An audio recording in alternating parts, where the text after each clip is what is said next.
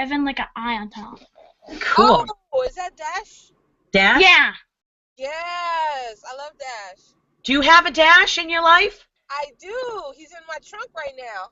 Oh gosh, oh, I got a message. Okay, I went live. Does that mean we're live? I still see off air. I see no, I just saw from, oh, we are, we're on, hey, so we are, so we're live. So, hi, I'm Mary Alice Curran. Hi, I'm Curran D. And we're a mother-son DigSit team, and we're really excited to be joining you today for the Global Maker Day, where we get to share our story and our journey about really trying to solve a really serious issue. So we are on this journey as entrepreneurs, as mother and son. You only have about 20 minutes before we have to get on the bus. So we're going to start with our story. You want to tell them what grade you're in and how old you are? I'm in 3rd grade and I'm 9 years old. And what did you just most recently do? Spoke at a TED Talk. Drop the mic. What was that again? Can you say that again? Spoke at a TED Talk. Yeah, at 9 years old. So the fact that, like, you know, we're big proponents of making sure that we get more student voice into this critical conversation. So we're going to share our screen right now and share some of the story that we told at our TED Talk. So I'm going to start with Curran, and again, 3rd grade, 9 years old, first TED Talk a couple of weeks ago. And so while I'm just setting this up, you want to tell them what's the big focus? What's your story that you like to tell? For digital access for all students everywhere. You know what? And not everybody, you know, if we talk to, if I were to anybody that's watching this, you know, we could say, do you know what digital access is? And they'll say, oh yeah, I know what digital access is. You know, we have one-to-one at our school. What does digital access really mean, though?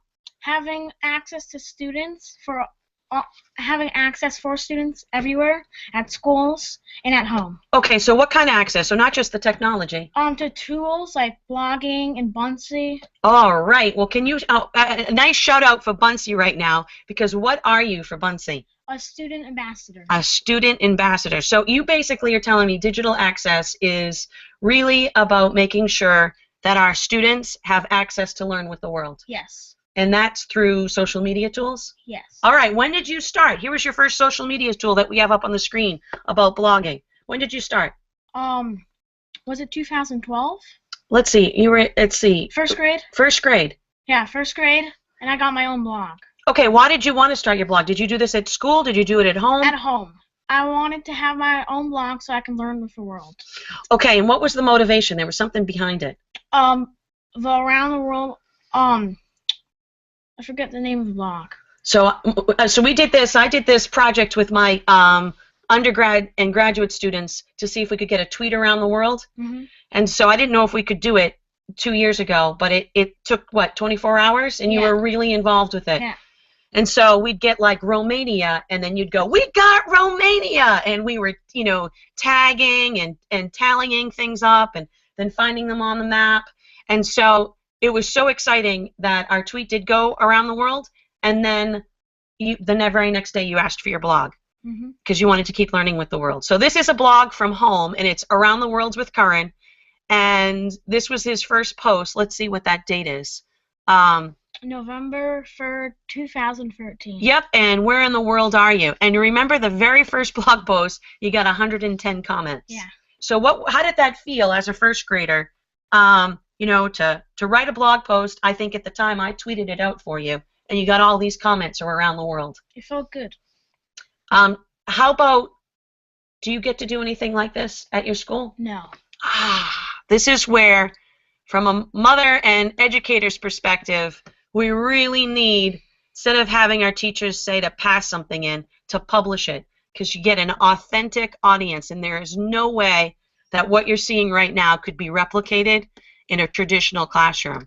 So here's a great picture, and where we were locating the different areas. I think that was from the tweet Around the World. Yeah. So you want to say another great, this to me is when you became a blogger and you really got into social media. My rainforest animal project in first grade. Okay, what did it look like? So it was a first grade project at the end of the year. The first page had animals to choose from. The second page had a list in the blanks about your animal. The third page had Like something like the diorama or yeah, something. Or their yeah, ecosystem. yeah, the ecosystem. Then the other page was the diorama. Okay, and so you came home and what did you say? Can I blog about this? And what did you want from blogging? What were you hoping to get out of it? A lot of animals to research. So you probably got how many animals do you think people? So you blogged about it. I tweeted it out. You heard from like this one's the digital rainforest. I think they're out of Peru.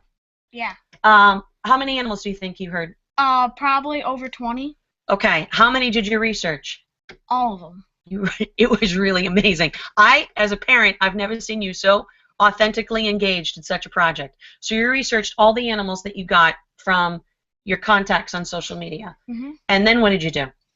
And then I filled out the sheet. Okay, but before you even filled out the sheet, you put them in what? Categories? Yeah, categories, my top 10, my top 5, and finally my top choice, the Bitteron. Okay, you ready for the Bitteron for our Google Hangout? This is the Bitteron. Now, how would we have, I don't know if I would ever have known about a Bitteron. Would you have? No. I never heard of him. What is he?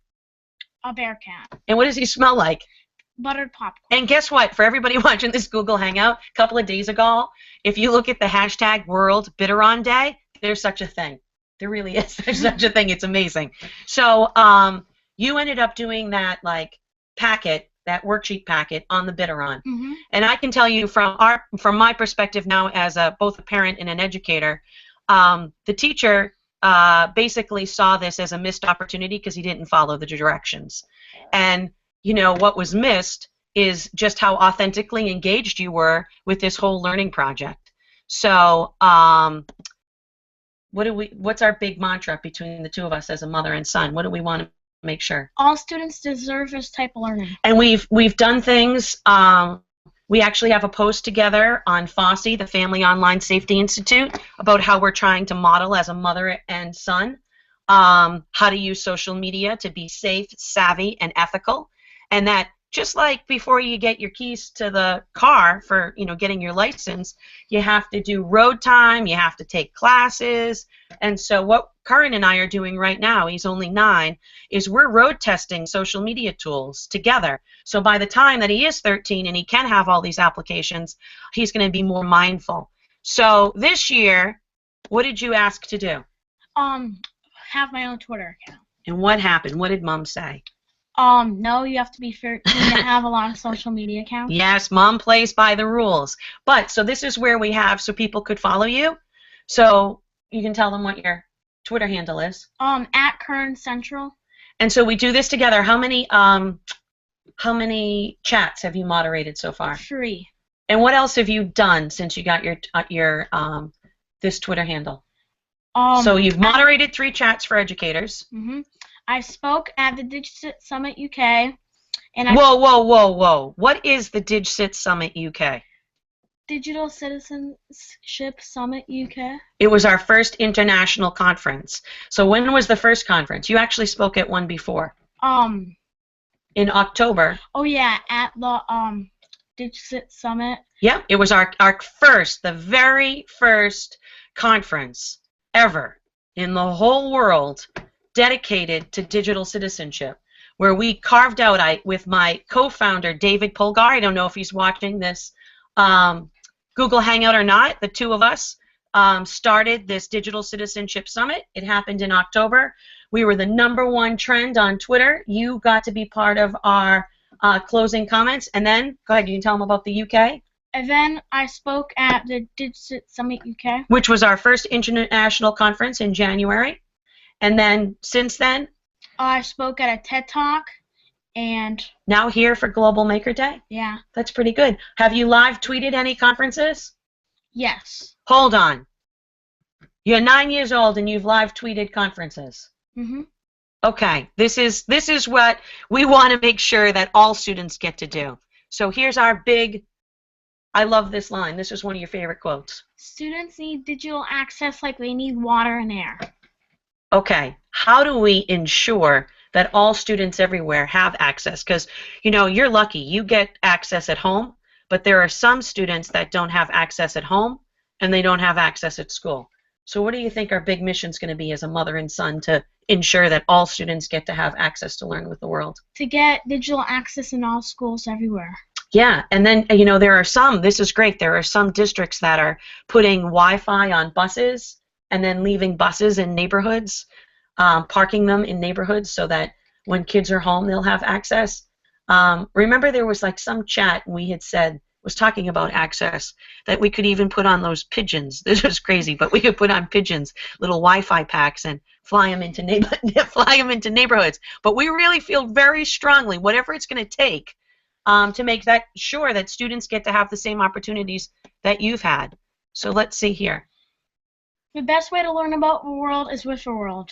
Boom, absolutely. And then I want digital access for all students everywhere to learn with the world, both at school and at home. And then, to give Bunsey another shout out, this was made specifically for us, for part of our TED Talk. So I'm going to go back to our Google Hangout where you can see us. And I should have probably opened up the question and answers now that here we go, if anybody had any questions. So, oh gosh, look, we do have some questions. Nancy's from Texas. Ha ha, this is wonderful. I knew you were from Texas, Nancy, but I'm saying this for Curran. Oh, wonderful. We got Bunsey is in here. Oh, this is wonderful. Is there anything in particular that we can answer before Curran has to get on the school bus to go to school with no access today? Although, can you tell the story? So your parents opted you out of the state test, and everybody else had to take the state test, and what did you do? I had to sit in the office. Okay, is that awful? That's awful. For how long on that first day did you have to sit in the office? 2 hours. Did you have anything to do? No. Okay, so Mom went a little cray-cray about it, and what did we do the very next day? What did you get to do for testing? I gotta go into the library and get on Bunsey. Woohoo! So, and then I don't understand, for this district, you know, you have your own account for Bunsey, but it would be great. What do you think, all the kids? I mean, wouldn't it have been better to create Bunseys than to take that state test? Yeah. Yeah. So, so it does break my heart that that things aren't accessible at school. So our big thing is, let's see if there's anything. This is amazing. Oh, it should be shared with all students. This is what we want to do. We want DigSit for students, by students.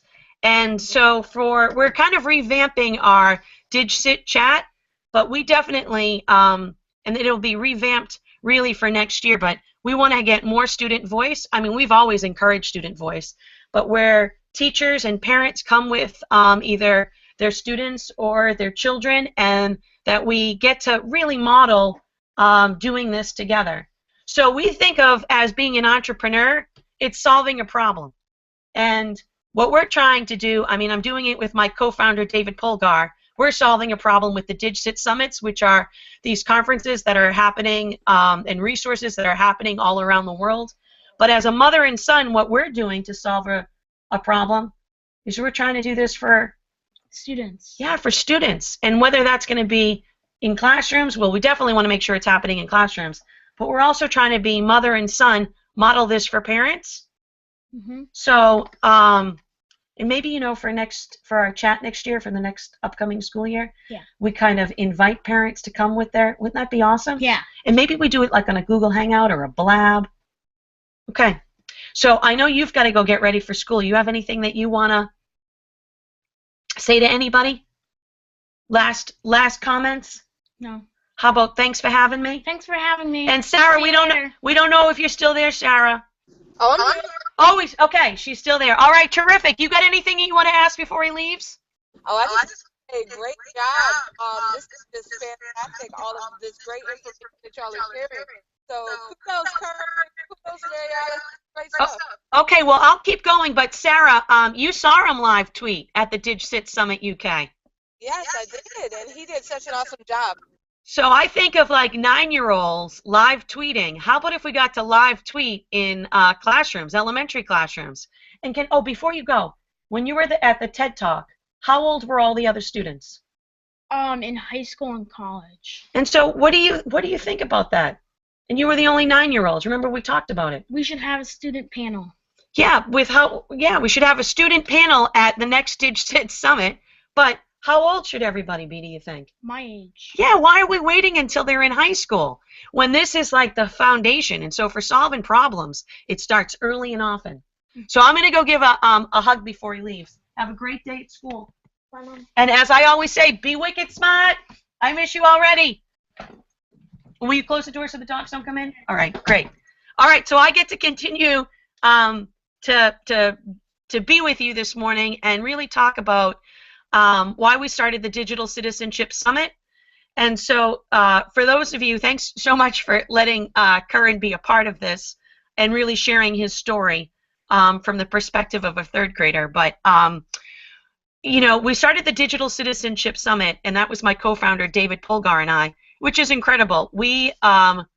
David is an attorney, and his area of expertise is like tech balance, humanizing your brand. And he was in West Hartford. I was an associate professor at the University of St. Joe's in West Hartford, but our paths never crossed until a tweet from the West Coast came in and said, you two are doing the same thing. You should meet. And so I was able to, over a cup of coffee, meet with David Polgar in West Hartford Center. And we were both, I was really tired. I've done conferences, I've planned conferences before. I actually created the first digital all 3-credit course for digital citizenship because I was tired of it being an add-on. You know, it's an add-on to the curriculum, it's an add-on to conferences, whether it's an ed tech conference or it drives me crazy when it's an add-on to a bullying conference. It really, needs its own space. So, David and I decided we were gonna take that time and that space and carve out a day specific to the 9 elements of digital citizenship. And we have a lot to thank to Dr. Mike Ribble, because anybody that does any research on digital citizenship starts with his research. And so, Sarah, you were part of that day. Mike Ribble was part of that day. And it was in October. So you want to add anything from your perspective? The first opportunity ever globally that was specific towards being safe, savvy, and ethical? Absolutely. It was amazing. It was such an amazing opportunity, and the speakers were so dynamic. Just so much great information being shared, and I'm glad that this is that you and David are continuing this around the world because this is such an important message and such a needed conversation. So I feel like the thing that makes us different too as entrepreneurs is that our DigCit Summit brand is really participatory, and the thing that makes it unique is that we have brought, not only is our day specific towards the 9 elements of digital citizenship, but what we're doing is we are bringing different silos together. Usually when you go to a conference, it's like, the educators go to their conference and the parents go to their conference and the ed tech industry people go to their conference. And so what we were able to do on our first inaugural event in October was we were able to really amplify multiple voices. And so it was for parents. Hi, Fran. Hi, Mary Alice. How are you? Wonderful. Terrific. I'm so sorry you just missed Curran. So he had to get on the school bus and go to school. With no access. But I'm just talking about the Digital Citizenship Summit. What's different is we attract and amplify multiple voices. And it's a critical conversation that, to come up with solutions, practical solutions, we need a lot of voices. So that's what I think is really what makes us unique. And I think that on that very first day when we had our first one in October, we were the #1 national trend on Twitter. And Sarah, we only had 220 people that we could actually have on campus. And so we knew that we had struck a nerve and we had this virtual audience. And then by January, we had our first international, the DigCit Summit UK. And since then, we've got in the planning stages, Ireland is in September, St. Louis is in October. Spain is in the works for planning. Australia, Kenya, Nigeria, Mexico. So, this is something that digital citizenship is something that doesn't matter what your zip code is, it influences and affects everybody. So, I always like to use the expression of like skipping stones, because it's just a great visual. But when you skip stones, it's got that ripple effect. And this is really what this, as being an entrepreneur, this ripple effect of you're doing something really positive, and you're throwing it, you're giving it out to the world, and it's got that ripple effect, and it's influencing so many places. So it's really it's exciting. And the other part about it is we really, students are at the core, and I love that I get to be able to share this with my son.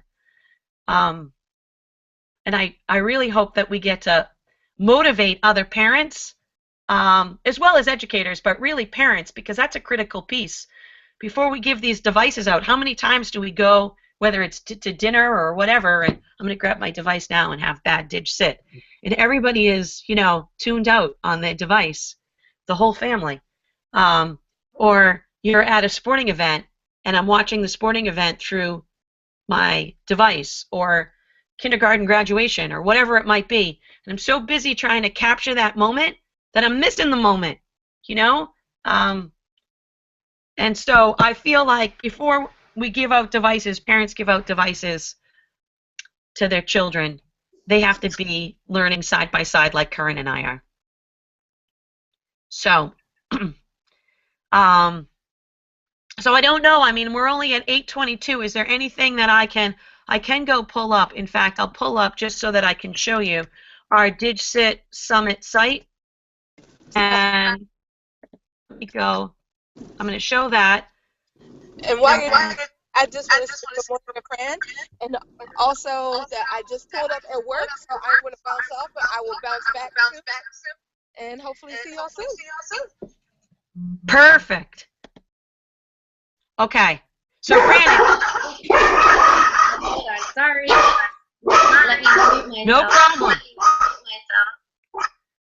So, for anybody new to this concept, this is our Digital Citizenship Summit. This is our website, and we are the only global network of summits and projects that are focused on safe, savvy, and ethical use of social media and tech.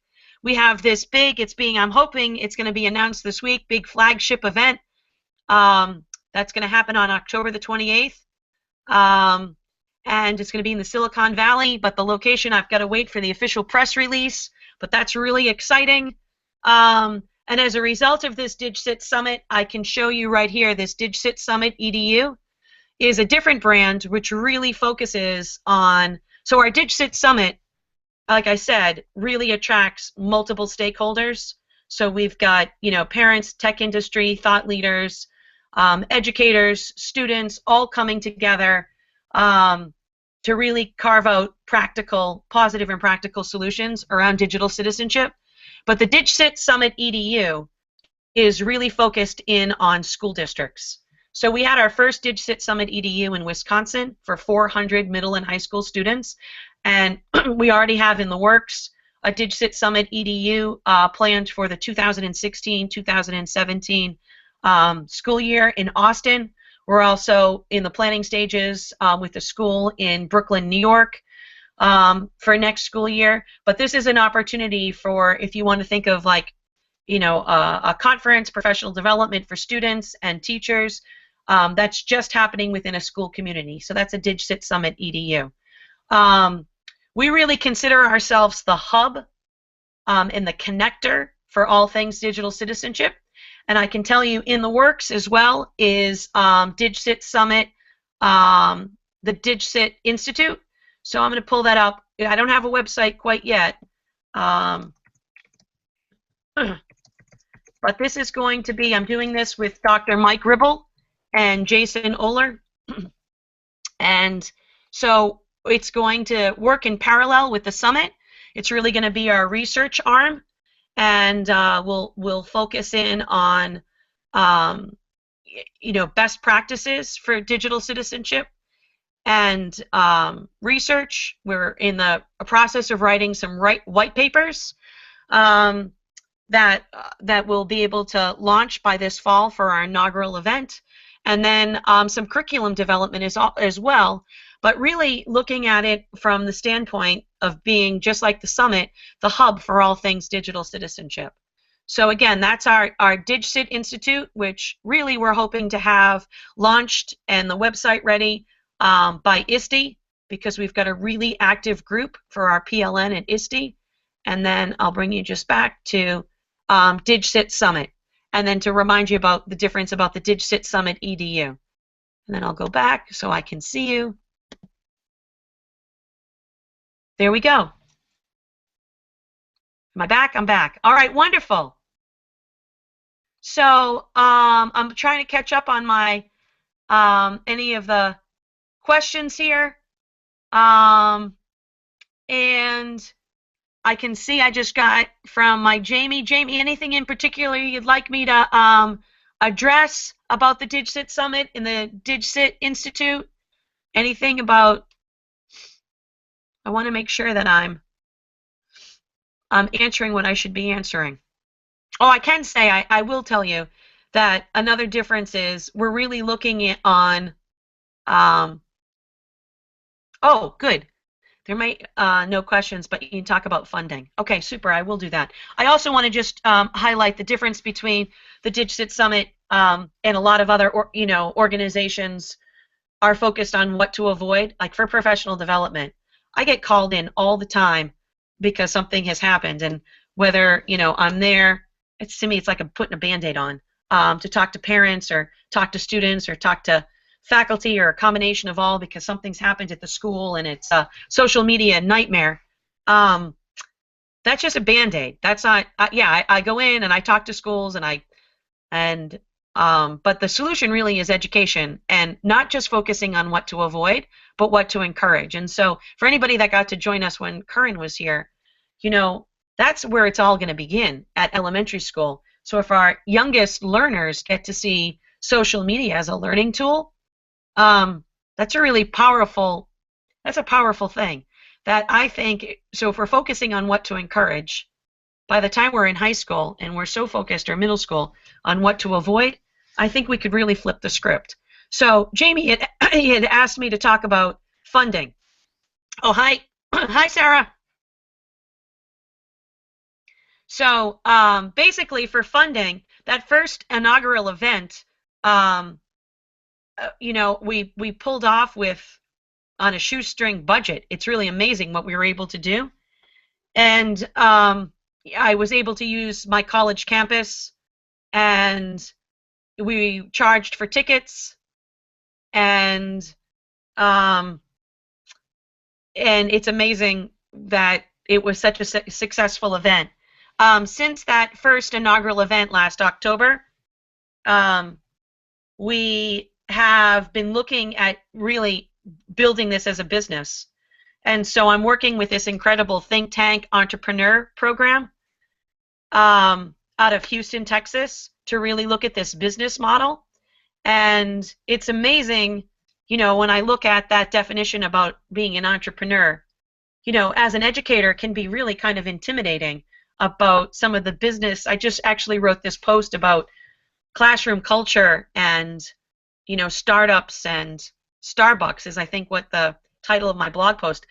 But I went to this think tank incubator in Houston, and it's different language. It's not necessarily the language that I use as a connected educator. But when you look at the term of being an entrepreneur, the definition, I think I tweeted it out this morning. Let me get but it's really, you're solving, any problem. And this is a problem.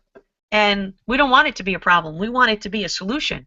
So, so I'm hoping, as we're doing the Institute as well, right now the Digital Citizenship Summit is an LLC, and we're thinking about being a B Corp, as social entrepreneurs, and looking at a variety of ways where, we've created the brand, but that people would buy into the, to the brand and be able to bring it forth.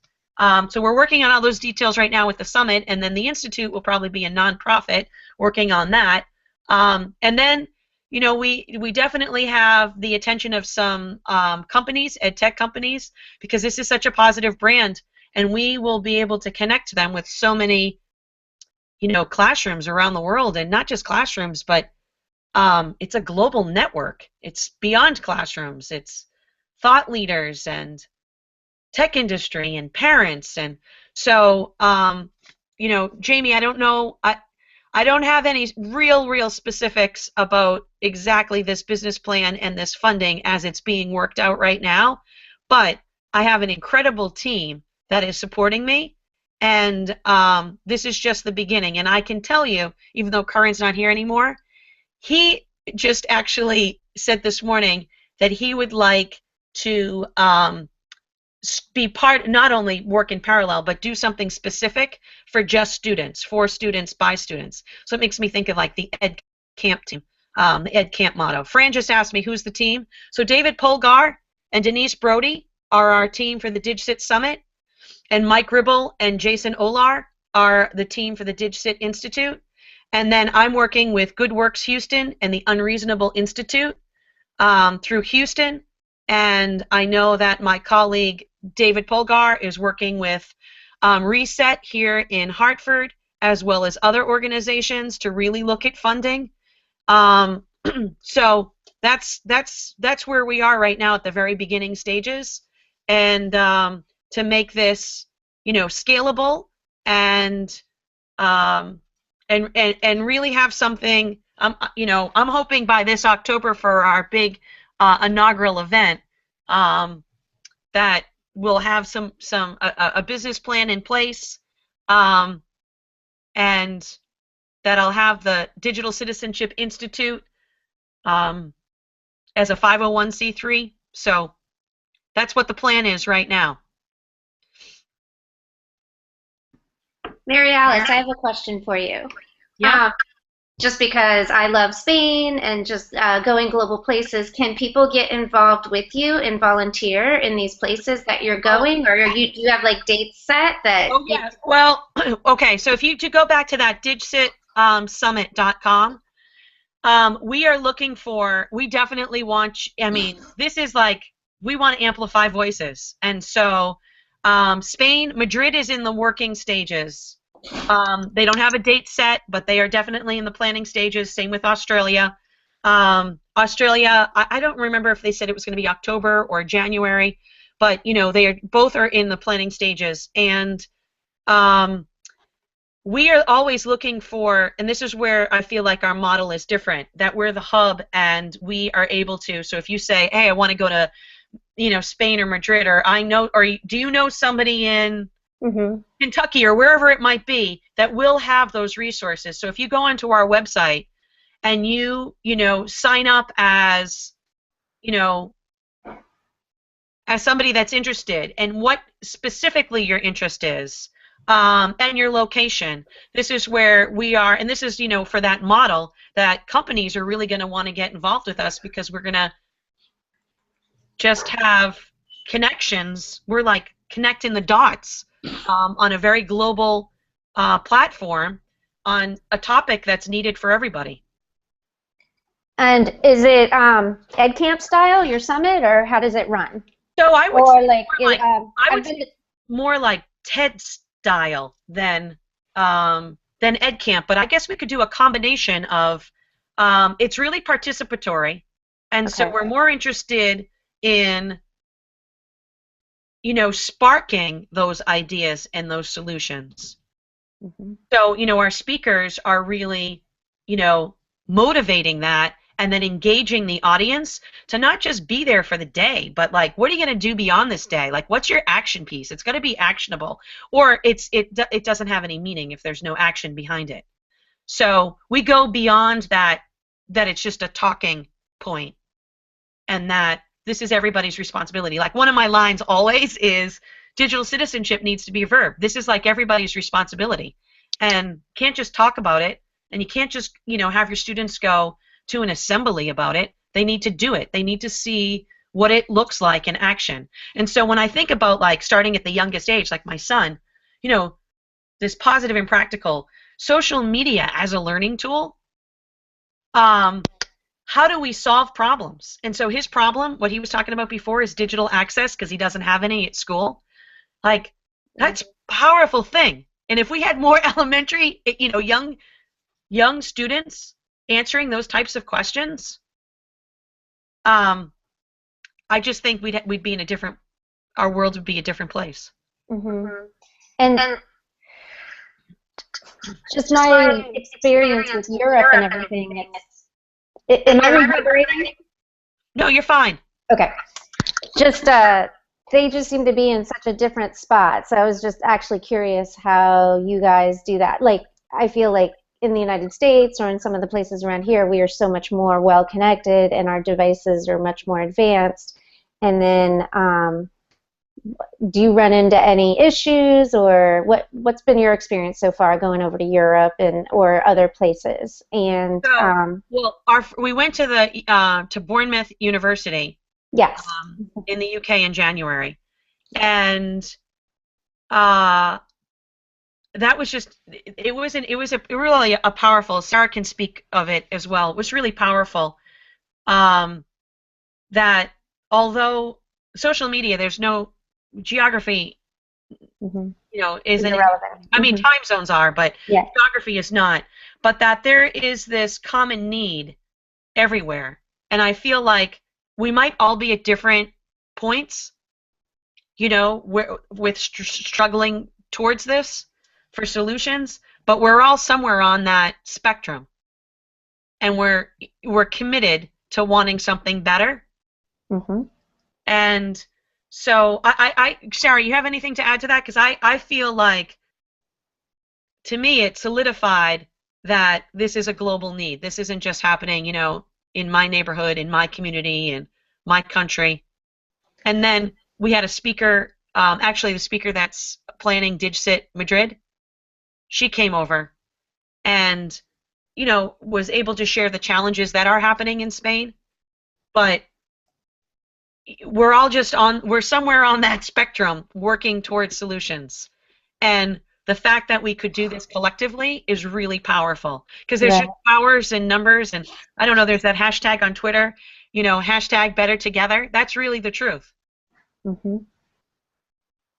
And for someone to attend DigCit Summit, they just go online, they sign up. Is there a fee involved, or? So that first, or it depends on the location. The first summit we had, I mean, we got the location because it was my campus, my college campus. But all of the other things that we needed to pay for, so we needed to charge $50 for registration. The UK happened to be a free event because we had a sponsor, Barclays Bank. Also came in and sponsored the food, and they hosted, this was pretty incredible, they hosted a digital playground, a coding playground, so that parents and, if they brought their children, they could go to the coding playground. It was fabulous. As we continue, I think it's going to be really dependent upon our business plan and the type of funding that we get. So I can't answer that specifically for each one, but we're working on those details right now. I can see somebody had asked me a question about how can I schedule one of these. You just contact myself or David Polgar, and we'll walk you through, especially if you want to do it for your school, for the DigCit Summit EDU. The EDU really is specifically for the school community, but a powerful thing to go through, because, again, we're not focusing on what to avoid. We're focusing on what to encourage. So I want to see if there's anything else. Well, I love this. Somebody had said starting a club, student club. I think that would be fantastic. Curran would be on board about that. And how young do you have? How old is Curran right now? 9. 9. Okay, so he's in 3rd grade? He's in 3rd grade. Okay. I have a 5th grader and a 7th grader. Okay. And same thing. You made some awesome points about how do we motivate other parents to get involved, and the powers with the students. When they put their heads together to create something, they do amazing things, and why not do it through social media and other many digital outlets and just harness their energy and their passion. They have a lot to say. Mm-hmm. And we don't give them that opportunity to, and like he had said, he just did a TED Talk, and he said, why is everybody in high school? Why am I the only 9-year-old? Why aren't there more like elementary aged students sharing their story? And he said, for the next summit, Mom, can you have a student panel, for elementary students? Because truthfully, if we wait till they're in high school, we've missed that opportunity. Mm-hmm. So I'm going to do whatever I have to do to make sure I can get him more than himself, elementary students as part of his own network.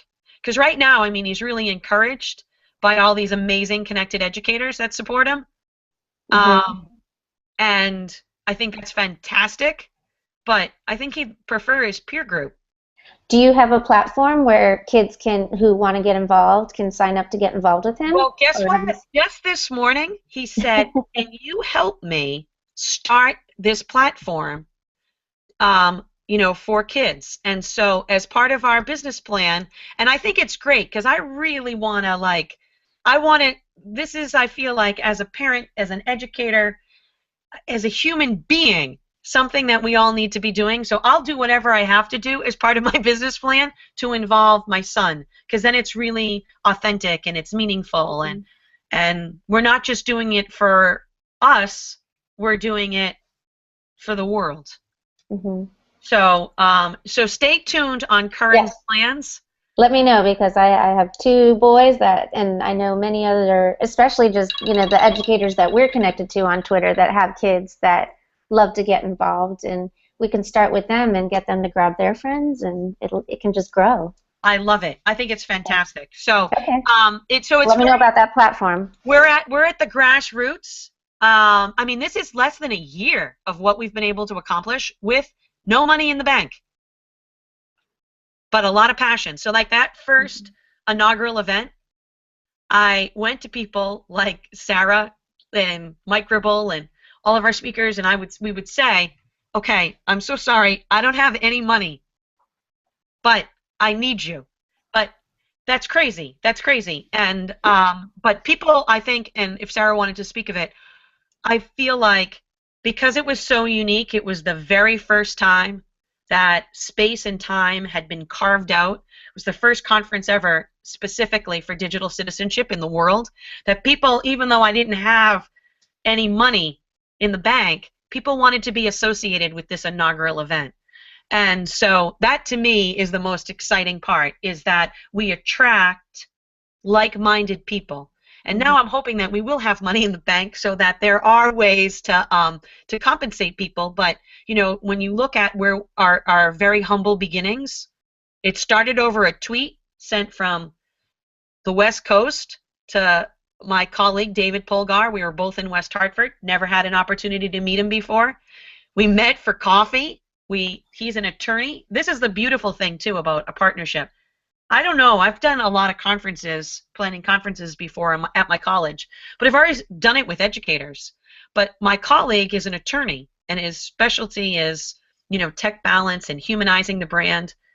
And so just by our partnership alone, we merged different networks. We expanded our networks before the event even began. And that to me is the powerful piece about, as an entrepreneur, like building this, was the partnership with somebody outside of your comfort zone. So I think that really speaks about the success of how we've been able to build.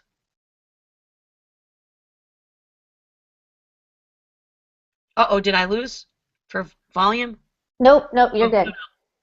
I'm trying to, I have a loud dog who looks like she's going to start barking again. Oh, I'm actually hiding upstairs because of 2 loud dogs. Trying to think of any other questions. If anything, it's if anybody here would like to actually meet you face to face, what conferences are you going to be at over the next 3 months, like if they want to get more information from you? Okay, so I'm going to be at ISTE in Denver. Good. I'll see you And there. I'll be Yay. presenting with Mike Ribble and Jason Oler, and they are the leadership team for the Digital Citizenship Summit. Oh, not Summit. Hold on. The Digital Citizenship PLN. And I have some big news.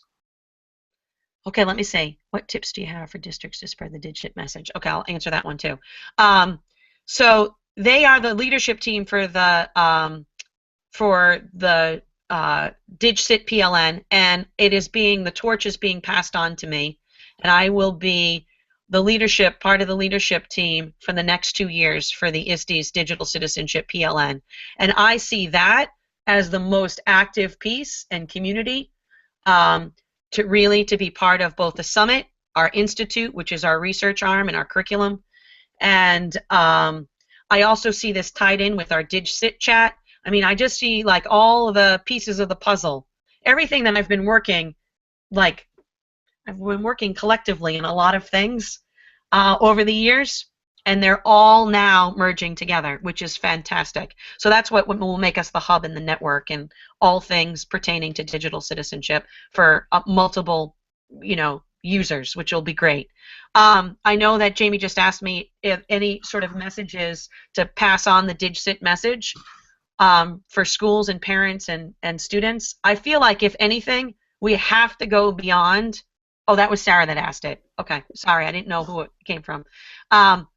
The only story I feel like our students are hearing are what to avoid, and I don't mean to knock bullying or cyberbullying programs, but I just was a keynote at the National Bullying Conference, and I started off my keynote that the word is toxic, and I think it is toxic. I stand by it, because when we are focusing in on individuals and not behaviors, when we want to look at like changing school culture, positive school culture, it is behaviors, not individuals, that are really going to make the difference. And so for any sort of suggestions, I guess I would say that we need to focus in on the positive, and we're all part of the solution.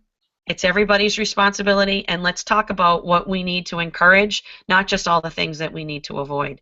Somebody had asked me another question about chats for students, and we always encourage students to join our chat for the DigCit, but we've got so many initiatives that are going on right now that our chat hasn't been as thorough. We did do this Snapchat challenge. This was with Jen Sheffer. And, it's the end of the school year, and we did the challenge, and we were going to do a Google Hangout. So we feel like a little bit for Twitter chats that sometimes it's an echo chamber. There are so many chats that are going on. So we were looking at how do we make this more meaningful and participatory. And so we're going to be reworking our chat that will definitely be focused on students. That will have a schedule. In fact, when I go to ISTE, I need volunteers to help us out on this, that participatory part for the chat.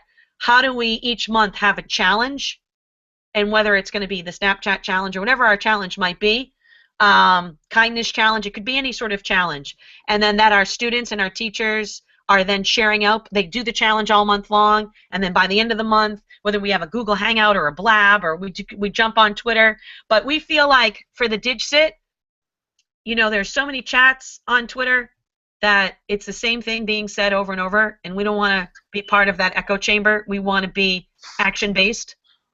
So that's the way that I see that we'll be able to, and I'm going to say that Current's going to be actively involved in that planning to see how we can get some parents to join these challenges or join the chat or the Google Hangout, so it'll be great. And Sarah, I'm going to guess that we can count in on EduMatch for this as well.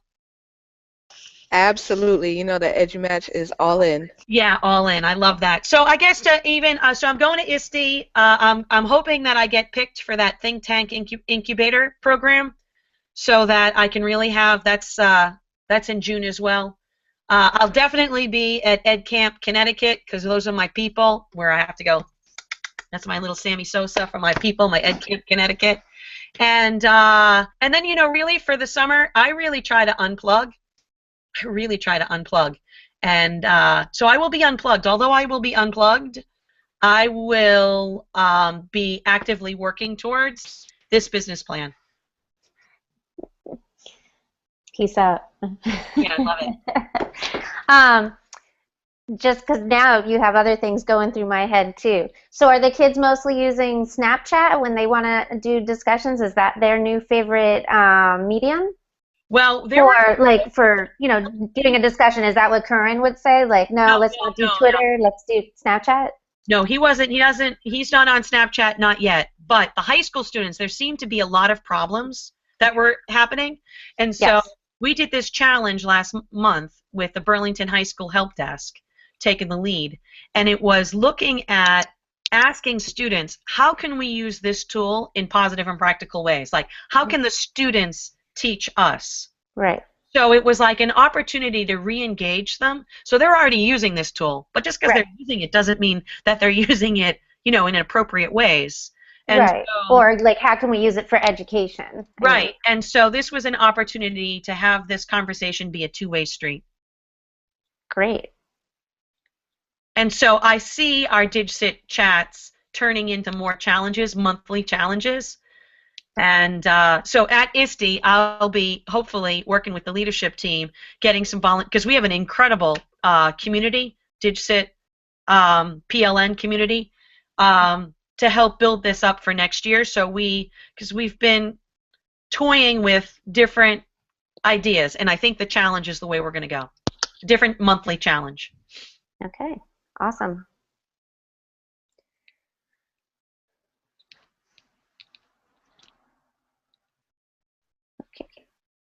Well, we've only got about 8 minutes left. Okay. So the next presenter comes up. So if there aren't any other questions and you want to sign up, or if there's any, or sign out, excuse me, or you know, I'll end any other questions. I'll end on a really positive note.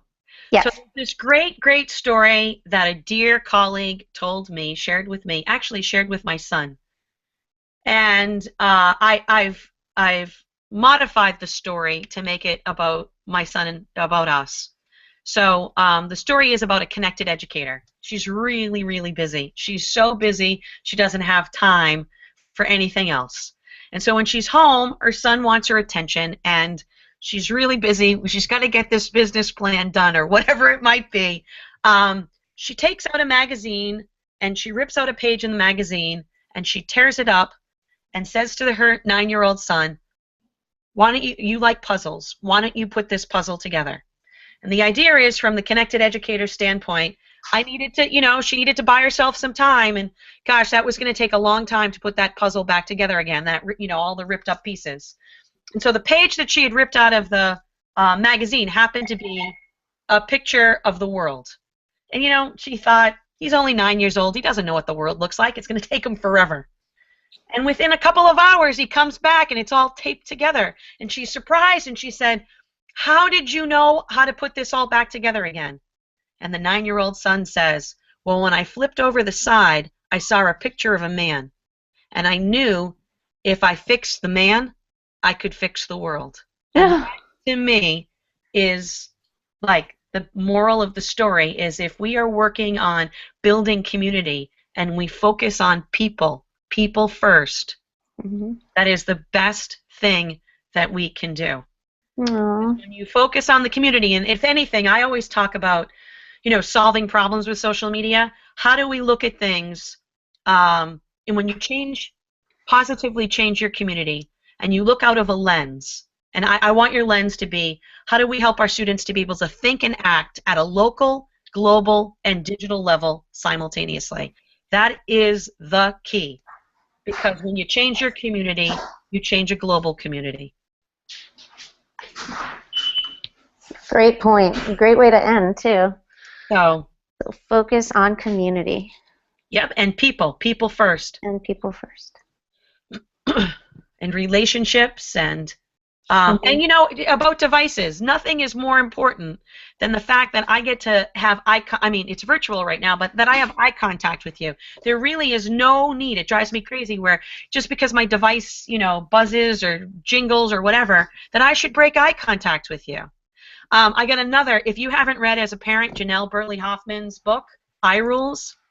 Eye Rules. Oh, small I, capital rules. Janelle Burley Hoffman, she was one of our speakers.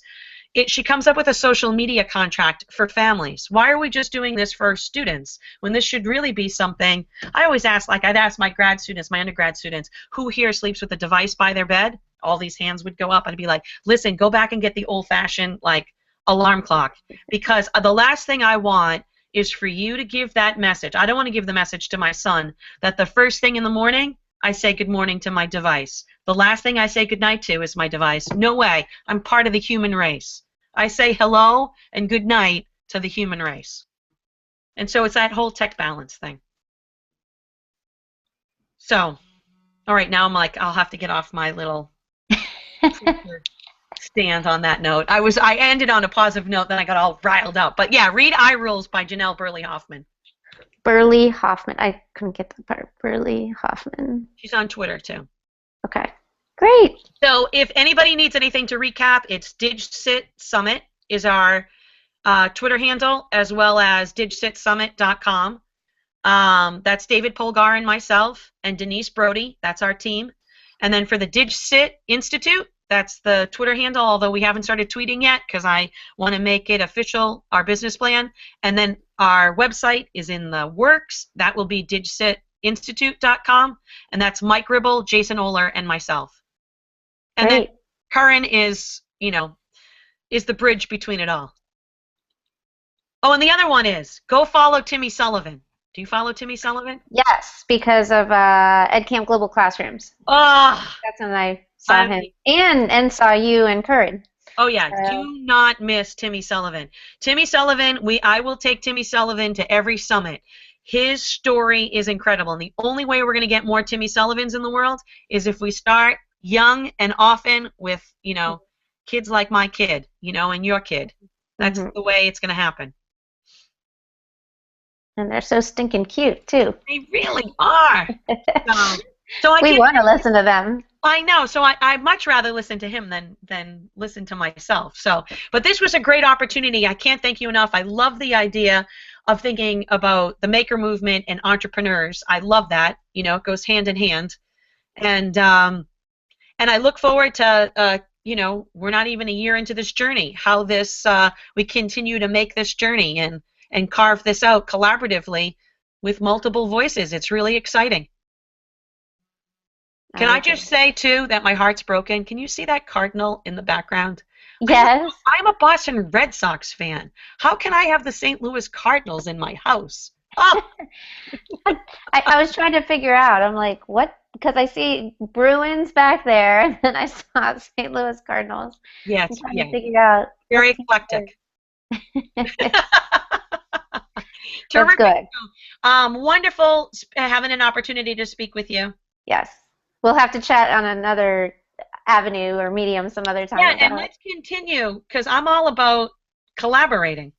Yes. I'm about global collaborating. Ooh, so wonderful. So I think the next person is getting ready, so I will. Hello. Hello. Oh, all right, terrific. Thank you so much. Bye, Mary Alice. Thank you so much. Perfect. You don't have to say the pledge. Sorry, we're just starting our day. No, that's fine. So the announcements will probably be coming in a little bit. Okay. And then I'm the moderator, but I'll be in and out. So if you have the text box at the side, or do you that you see all that going? I now have it. Okay. The only So thing I'm a little bit wondering, as far as sometimes the share my screen, sometimes I get the prism. I don't know if that happens a lot. that happens to me, and I think I found out you have to go. It means that you have to go to the other window and then click on it. Do you want to try real quick? Sure. Might as well do it now. Like you go to the Like you get the Prism screen, but then like I have a MacBook, so I go to a different window and then I find that I'm there and I can see. But if you share your screen right now with me. Let's see. So right now I see it went black. Oh, yep, from Genius Hour to Entrepreneurs. Yeah. That's what I see right now. Ooh, that's good to know. Okay. And now I see myself. Because I'm sharing that. And then I can screen share. And now can you see me? And now I see you and your students. Oh, that makes me feel good. Okay. Yeah. So I'll stay on the first 5 minutes just till you get settled, and then I'm going to probably be popping off and then popping back in. So if there's any issues, though, put something in the chat box. All right. I can get a hold of Jamie, too. And then the Q&A, if we put up the Q&A, you just would go ahead and, all right, see what people are asking. Yes. All right. Let me... Good deal. I'll test that right now. So, oh, good. Did you see the Q&A from before? I watched your TED Talk, Kern, and it was terrific. Yeah, the other. Let me see if I can. Yep. The social media. Okay, so I'll say. Oh, I have a dog. Can we see the dog? No, we don't. Okay. So, should we just get started? Okay. I would, and then I'm going to mute myself. Okay. All right. Good luck. Thanks. Thank you. Thank you. All right. Happy Global Maker Day. My name is Jennifer Bond, and I'm a 5th grade teacher in Walled Lake, Michigan. And I am joined by some of my students here today that are in 5th grade. Would you like to introduce yourself? Hi, I'm Madeline Kinsley. You're really loud. Hi, I'm Madeline Kinsley, and I'm a 5th grader here at Glengarry Elementary. I'm Finley Siegel. I'm Rachel Harris. I'm Jake Lozon. I'm Christina Dedekai. I'm Josh Grossman. All right, and I have been fortunate enough to have most of these students in 3rd grade and in 5th grade. So through the course of the last 3 years really, I've been blessed enough to guide them on a journey of discovering their passions.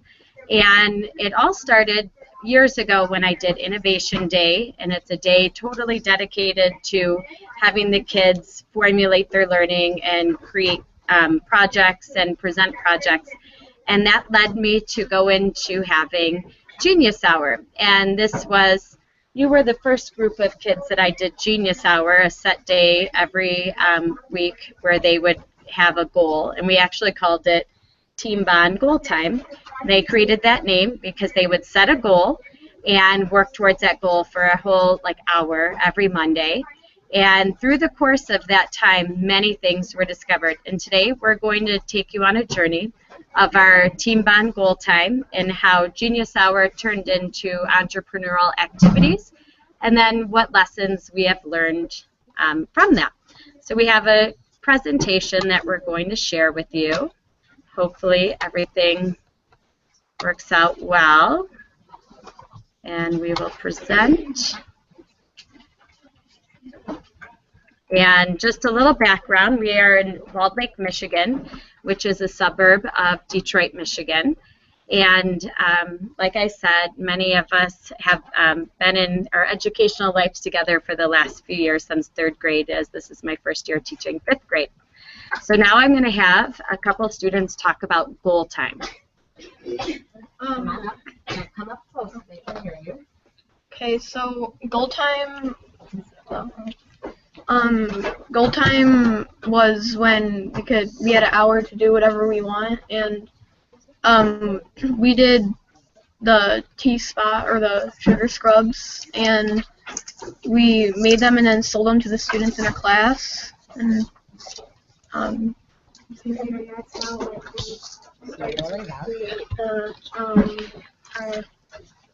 companies and stuff and sell things. What other things did you do during goal time? Like, tell them about what you had to do at the beginning of goal time, and then what you usually worked on outside of our tea Yeah, spa and spa at the fort? beginning, we had to like set up all of the tables or like stuff for selling them, and then like out of goal time at home and stuff, we would have to make the things so we could bring it to goal time and sell them. Okay. What other things did you see your classmates doing for goal time? Well, sometimes they actually made a different business. We like try to make different businesses and sometimes try to like join in and stuff. Yeah. And, At the beginning of goal time, we would actually go through and ask the children what your goal was. And you see in the background, I had a spreadsheet that I would keep track of. And this way, if a student was doing Minecraft like 3 weeks in a row, I would try to differentiate it. One time, I actually had a child that said, I'm going to do Minecraft, and it was his like 3rd week. And I said, you know, do you think you could create Fort Pontchartrain, which was a fort in Detroit, and create a virtual Minecraft fort so I could use that when we studied that in science or in social studies? I said, sure. So sometimes it took us to really kind of help mold their skills, as well as bringing in things. I've been fortunate enough to have like tools like circuits and makey-makeys and different augmented reality things that if kids needed a little bit of assistance in selecting their goals, they could find that. Now we're going to talk about what led us into the T-Spa. And here, Jake's going to talk about all of the rainbow loom craze that happened in our class. yeah, so everyone, so Rainbow Loom was, you had like a whole like pin board kind of, and then you put rubber bands around it, like, yeah, mini rubber bands, and then you had this little hook to like connect them, and you can make pretty much anything you wanted. Like, yeah, I made a pencil grippy in that picture, and Josh, he made like turtles, airplane. Yeah. Now, I have a few students here, girls. Can you tell about how that led into another craft? Can you talk about your knitting and crocheting? Yeah. So the Mrs. Bond offered to teach us how to crochet in 3rd grade. So then we did that for a couple times in 3rd grade. We also like crocheted. We did like little hats or whatever for homeless shelters or something. Yeah, I think we did that for a homeless shelter. We made hats. All right. So that rainbow loom craze actually gave birth to the T-Spa.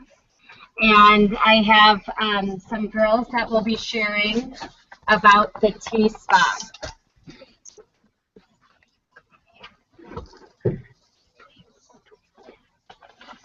Well, you can just talk about it.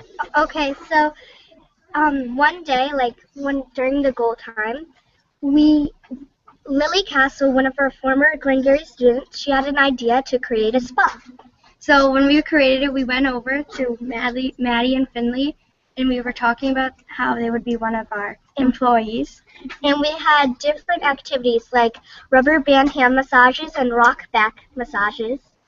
But we didn't think that the rock back massages was a great idea, so we decided to create sugar scrubs. And it really was the fact that, as you can see, they did start massaging backs, and I thought perhaps that wouldn't be the best thing to have, just out of just the nature of massages. So I encourage them to think about how spas sometimes had their own products, and that's where the sugar scrub. We researched some recipes for sugar scrub, and you can talk about how the sugar scrub business came to be. So how we made sugar scrubs is we usually took coconut oil and sugar, and we usually blended those together, and that would create the basic sugar scrub. And each season / holiday, they would be different colors or different flavors. Yeah, and we used to put sprinkles in for Christmas. And they were usually sold for about $1. Yeah. So, and people seem to love them. So. All right, now we're going to show you how to make sugar scrubs. So do you want to get the materials ready?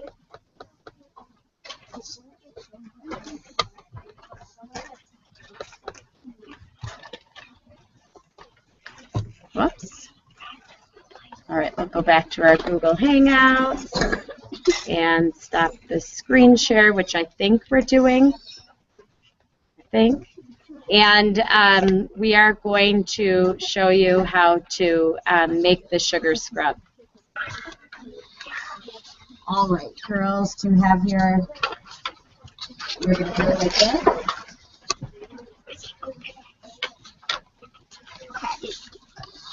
So for the sugar scrub, you want 2 parts sugar, 1 part coconut oil. So we'll add sugar first. We'll do oil first.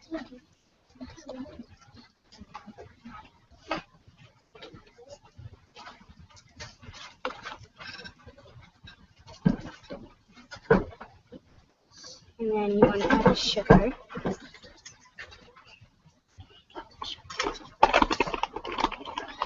So when they say 1 part oil, if you were going to do a 1/2 cup of the coconut oil or olive oil or any other type of oil, that would mean you put 1 cup of sugar in. So you just double that. And you want to mix it. Mix it up really good. What did you find is the easiest way to mix it? With your hands. Yeah, so you can get your hands all in there. And it's actually good. And it's good for your hands. And you want to mix it till it has not so slimy coconut oil. And then the oils, they are added for scent to the coconut or to the sugar scrub. You don't have to add them, but it just makes them smell better. So you could pick your favorite essential oils, or we even use vanilla extract and almond extract and orange extract. Yeah. And lemon. I think we use lemon extract, yeah. So you can add a few. About 2 to 4 drops would be like that. And you want to mix that back in. And so you want it to look like that, sort of. Mm-hmm. And then, yeah. And what would you do afterwards? Would you keep it in that bowl, or how would you present it? What we usually do is like those little, you put them in like a little container, and then you can... Like a condiment container works out well. We went to Gordon Foods and got little condiment containers. Yeah. Had some fancy labels printed up.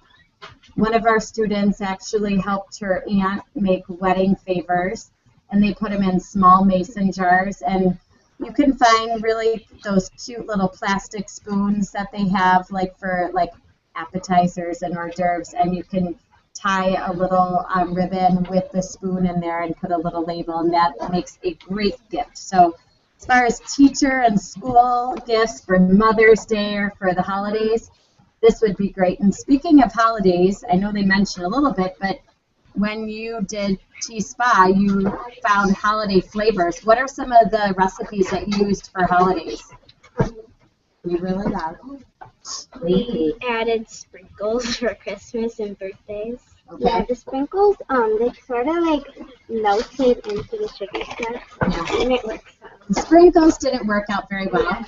But you don't want to use food dyes. Some people tried to eat them, and that was one of the things that the third graders had to work on, is teaching the kids to not eat them. Although it's like all of this stuff in there is edible, so it's non-toxic. And the graders you made. You don't want to use food dye because you might dye your hands. And you want to keep it in room temperature, so if you put it in too hot of a temperature, then it'll melt. Yeah. But it does melt. So the coconut oil, the best one to get is from Kirkland, because it's the least expensive. If you buy coconut oil from the regular grocery store or from Target or anywhere else, it tends to be more expensive. But it is nice because it pretty much melts when it touches your hand, so it does work out well as far as good for the recipe. Anytime you want to use it, about a dime-sized amount on your hand, like rub it in and then go wash it. And you could keep it in the bathtub for exfoliation. You could keep it by your kitchen sink for exfoliation, and it just works out really well. Now, let me see. Through the process, many of the students were learning a lot about different ways of marketing. And the neat thing, being a teacher, I did not really have to teach it. It almost organically happened, where I was actually having the teaching the poster on my wall for, I think we were doing, maybe it was for Christmas, I think it was for our holiday card exchange project. And anyways, the next day I came back and their kids like having their own flyers. So they started making their own flyers, putting them off at home, which that was really nice because it wasn't something that I had to do. And they started promoting it. And one of the, I'm going to have them talk about some of the ways they promoted it. But also, it was really neat because anytime we had a substitute teacher in the school, or I think there was even an administrative like walkthrough, that they actually tracked them down and gave them a sample of their sugar scrub, a flyer with all the cost, and it was really neat just to see them promoting their product. And then also, I was impressed because they actually, we were able to integrate the sugar scrub into our economics. And we were studying Michigan economics, and we looked at the price. We went through all of the prices and looked at how much it would cost. And when it was all said and done, for a little 2-ounce cup of the sugar scrub, it was like 47 cents. And we talked about that's not even going to cover your human resources. It's not going to cover your overhead. That was just for the raw materials. So that's when they increased their price to $1, I believe. So now we're going to go back into our presentation, and we are going to go ahead and learn about their marketing techniques. We'll see. There you go. All right. Is it Gabby and Christina? Are you doing that? Or who was it? Is it Maddie? Okay. Well, you guys can all join around here.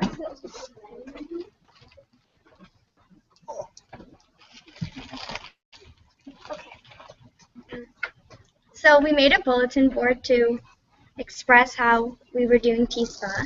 And we also made jingles and poster contests where we would challenge our classmates to make interesting jingles about T-Spa.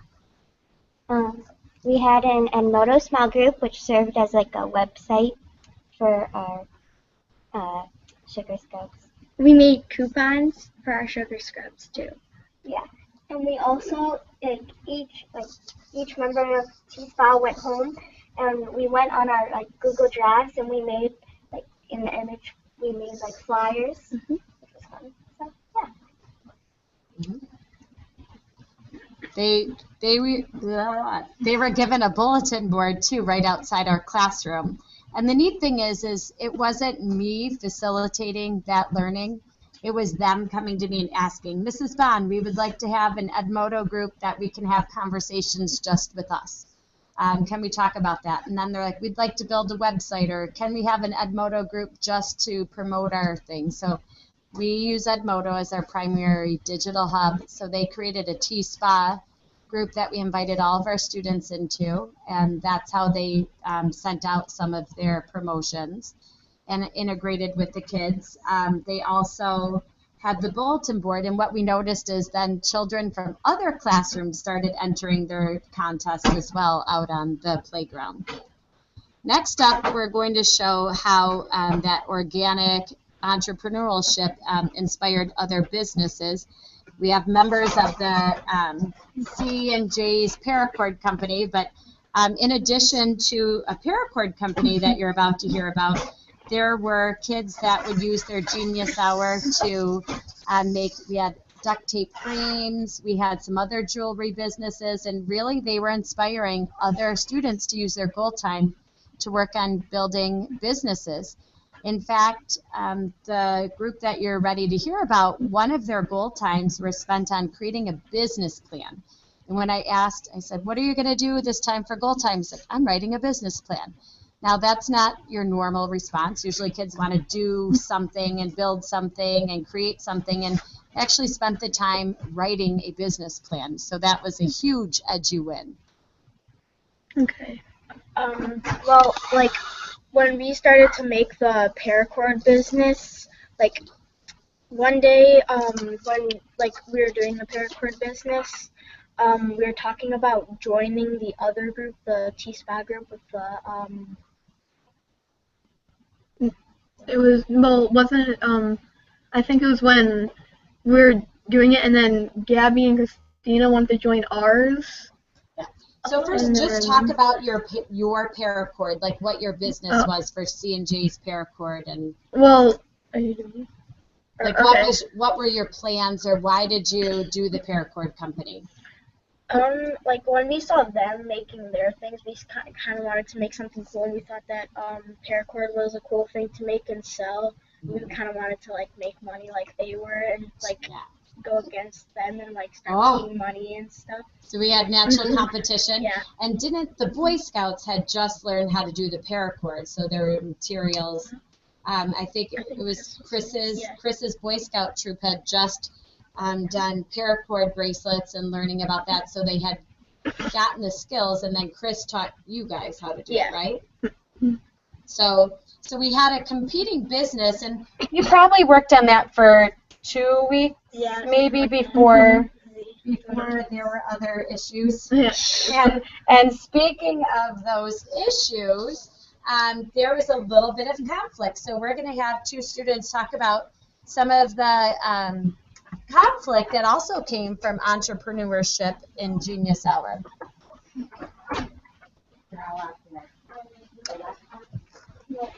Okay, so when the paracord company started, like, talking to the T-SPA company, Christina and I, two of the employees of T-SPA, saw that the paracord company sounded cool also. So we decided that we kind of wanted to join the paracord company. Yes, and Lily, one of the bosses of T-SPA, did not want us to, so she got upset, which caused friend conflicts. But then Mrs. Bond solved the problem by us staying in for lunch and discussing it, so we decided to merge them together to create SPAcord, because T-SPA and paracord, SPAcord, and so everyone's feelings would be solved and everyone got what they wanted. And the neat thing was we got into conversations about sometimes when you go into business with friends, things do go wrong sometimes. This is real life situations when feelings do get hurt, and it does sometimes impact your friendship. So we did have a business luncheon where both the T-SPA and the C&J's paracord came and ate lunch, and we discussed it. And in the back of my head, I really did think, okay, let's just merge. They can all work together. But I couldn't come to that decision. They had to come to it. So I just I didn't really solve your problem. I just gave you a platform to solve your problem. And fortunately, you came up with what I would have probably suggested anyway. And it was really neat because even I remember the boys like super excited to make the sugar scrub, and they really enjoyed making the sugar scrub. So they cross-trained each other in paracord training and in sugar scrub. And the neat thing is, with making the money, I didn't want to deal with having to go through the Board of Education policies of how kids raise money in schools. So we know that if we could raise for a charity, that would eliminate any of that from being done. So we went ahead and applied to be in Maker Faire Detroit, And in order to sell your product at Maker Faire Detroit, you had to make sure it was for a charity. So the next few things are going to be about Maker Faire Detroit and their experiences with that. Who's presenting that one?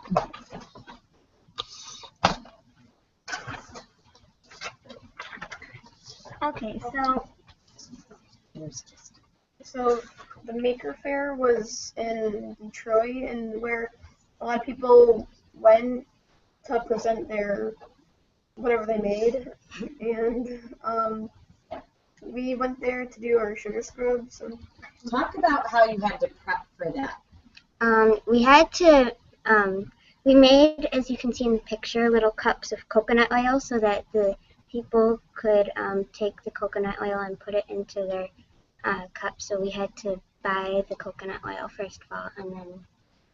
What about the day we came into school in July? What did we do? We got everything together, and we're making the sugar scrubs for it. And So we had to learn about pre-production, right? And we also didn't have like a real recipe, so we had to kind of come up with a recipe so that we knew how much to put in each cup. We just kind of did it by eye before that. And then we got all of the supplies ready, and we had 2 days of making, and it was hot temperatures, which caused the coconut oil to be very liquefied, which made it interesting because we in the classroom had never worked with coconut oil that was liquefied. It usually was solid.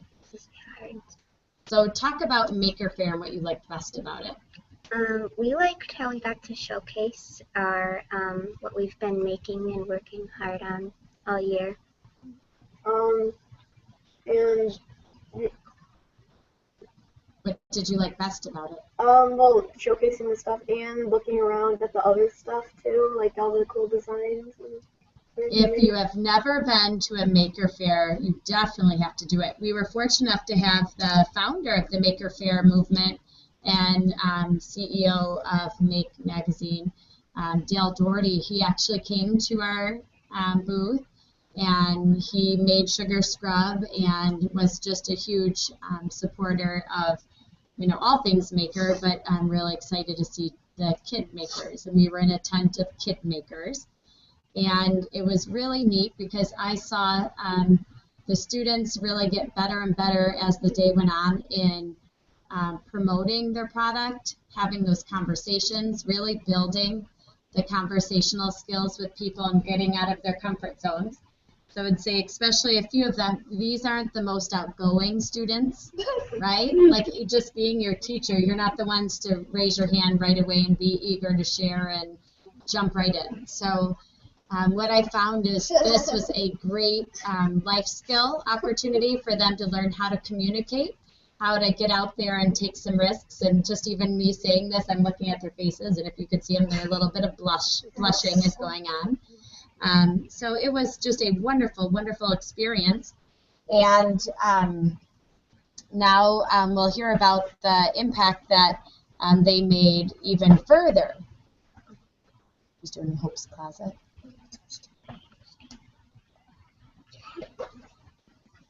So when we had to pick a charity, there were a few different charities that kids were thinking about. I think animals were one, and already in the middle of the year, Gabby and Christina they were our student council representatives and had done a coin drive to buy hats and gloves because that was the winter of like 30 degrees below zero, and they did a whole, we went and bought hats and gloves and scarves, and we sent them to Cass Community Services in Detroit. But for this one, they said they wanted to help The foster kids. Foster kids. And at my church in Brighton, we have a Hope's Closet, which essentially is just one big room full of clothes and shoes and materials for any foster family to come and get materials in. Often with foster kids, they don't get to bring all of their things with them. So there's a place that can help solve that problem, and that's Hope's Closet. And every Christmas, they have the Adopt a Foster Child. So we used all of the money raised at Maker Faire Detroit, as well as the money in the classroom, which came to a total of $120. $120 to buy gifts for a foster child. So that. And why did you pick foster children that you wanted to help? Well, they don't really have a lot of things, so we wanted to help them so they can get more stuff. No. And they also are as acknowledged as most kids, so they might not have as much. Yeah, they need an extra. You don't want to read what you wrote? Because I know. All right. So it was wonderful to be able to impact Positively, and as a teacher, I really do try to give children that community service learning and try to teach them how much of a difference they can make in the lives of others. And I think that's something important that all of us in education have to do. And it's just really neat that we were able to combine a really neat project that stemmed from Genius Hour into the Maker movement, giving them the experience of Maker Faire Detroit, and then also in turn impacting, a life of a foster child. So that was the summer between their 3rd and 4th grade year, and now I've been fortunate enough to have them as 5th graders. And I actually, none of these kids, I do not have them in my homeroom, but I do have the honor to have them in social studies. So we've been having a lot of fun with the Maker movement integrating into American history and social studies. So this year, I took a group to our McCall, which is the Michigan Educational Technology group, and I took them to the McCall Makerspace in Grand Rapids, Michigan. So we have couple students that are going to be talking about that. We decided it was time to bring back the sugar scrubs and the making. So Ms. Bond invited us, Rachel and I, 2 other girls, and Maddie is over there, to go to McCall. And so we brought our sugar scrubs and the paper roller coasters.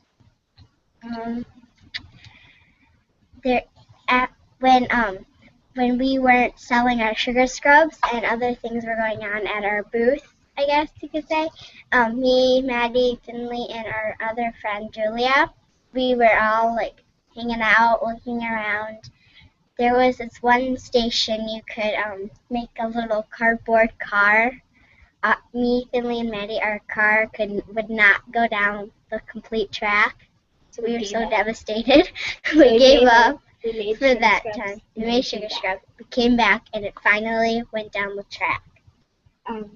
We also did we did the Inventors Challenge, and we wanted to make a better desk where you could have a divider in there so that your books weren't all scattered around. So we took a cardboard box and put a piece of cardboard in the middle. So that didn't go as planned, but everything else went okay. Yeah. It was fun. Oh, yeah. Now, Rachel, you weren't part of the Team Bond in 3rd grade. So what did you learn from this experience? I learned lots about entrepreneurship. I can't say that. But I learned a lot about that and how to get people, persuade people to buy your product. All right. Yeah. What else? Do you have anything to say, Maddie, about it?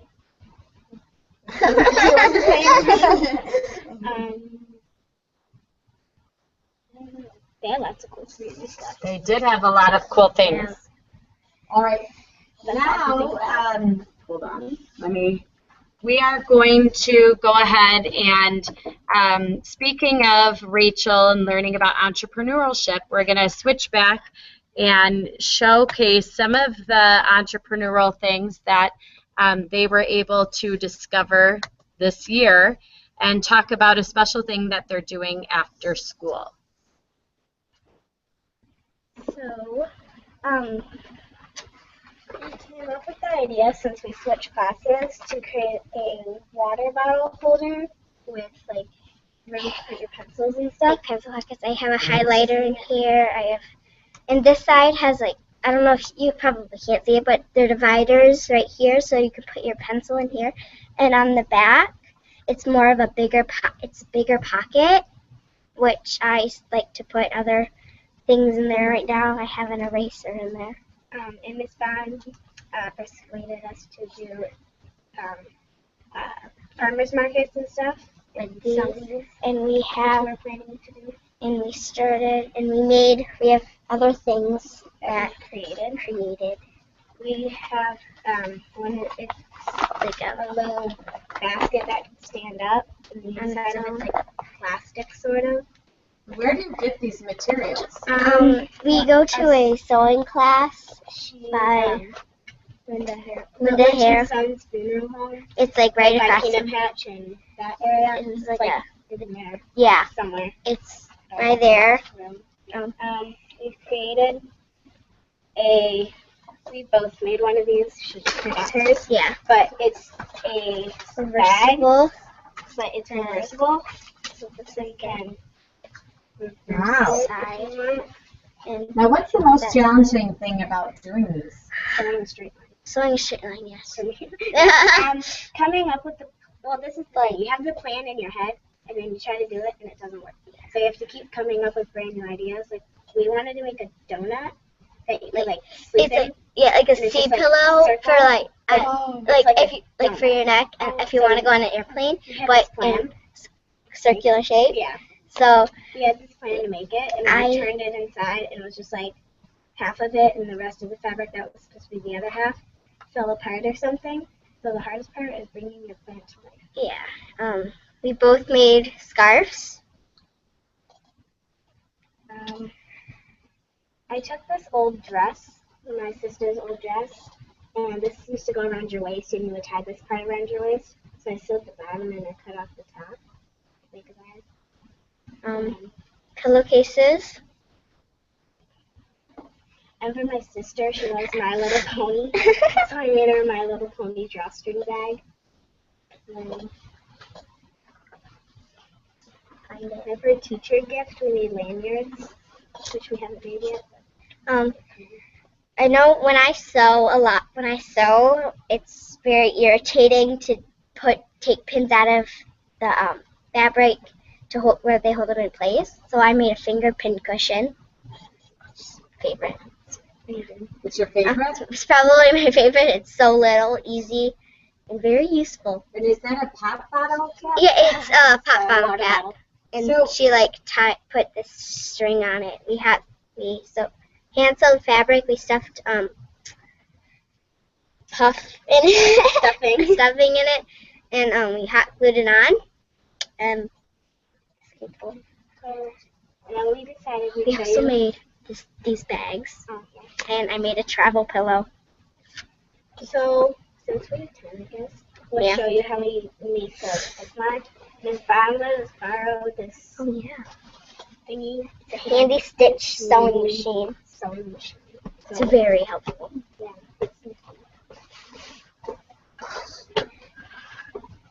Got it?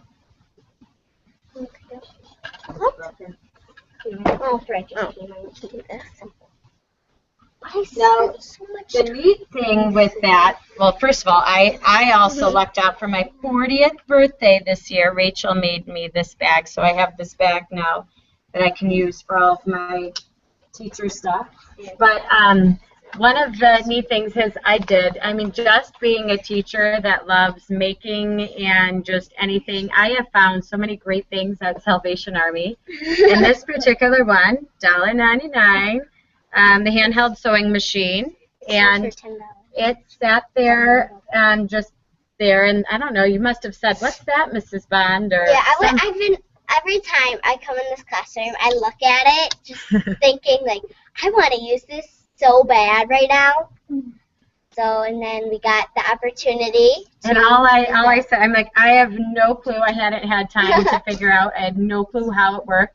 But I just said, here, go ahead, try to figure this out. And the next day, they came in before school, and they had already, and I don't know if this was the particular, they're like, we sewed on the way to school on the bus. Yeah. It just needed new batteries, and so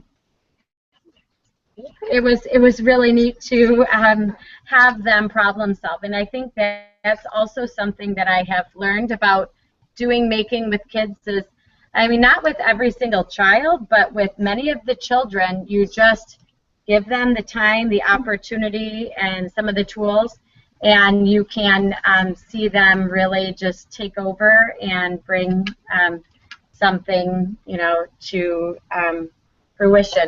Now, some of the things that I have had kids do, like this is some of the projects from last year. They, as long as you, I mean, Pinterest is a wonderful thing, but like they have little pine cone animals, which I don't know, you can't see. There's like a little bird in there. Just even little popsicle stick decoration magnets. Last year, kids liked making pom-poms just out of a lot of yarn. I always have lots of yarn. When we did our crocheting, it was really neat because we taught them how to crochet, which was a difficult thing, but then kids started having even like crocheting play dates.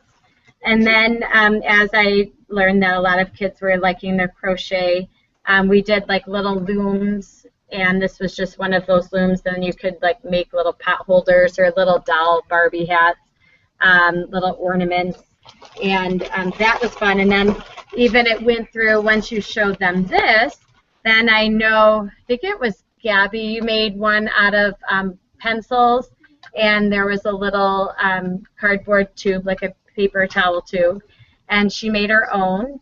And then kids got into finger knitting, so it's just like giving children that little spark of an idea, and they really take over. Do you want to show how that works? You might want to get close. So this is just right now plain little scrap. You have to like sew for 10 seconds, then you have to like wait for 5. Probably because the battery. Maybe that has something to do with the battery. And on the back, it's like a whole different print. I doubt you can see it, but this side's straight, I guess, and that's a little different. So that's just. And then if you were to sew like a bookmark or something, you'd sew straight down these two edges, and you'd leave one part open, and you'd have the two pretty sides next to each other, and you'd flip it around, but these two would be sewed. And then you just sew this close. Now, if you have a little bookmark or try it, whatever, sure, try it. Okay. Does anyone want to try using the sewing machine? No, you're not. I haven't poked myself yet. You do. No, you can't. You just have to push the button. You want to push the button? I'm sorry. Do you want to push the button, Maddie? Push the button. You're not going to lose your finger. Your finger's not even near the needle. Okay. See? Your finger's nowhere near the needle. It came out. It's fine. Okay, anyway, never mind. Yes. Now, speaking of sewing, though, Gabby and Christina, do you want to share what you did with American Girl dolls and how you used your making?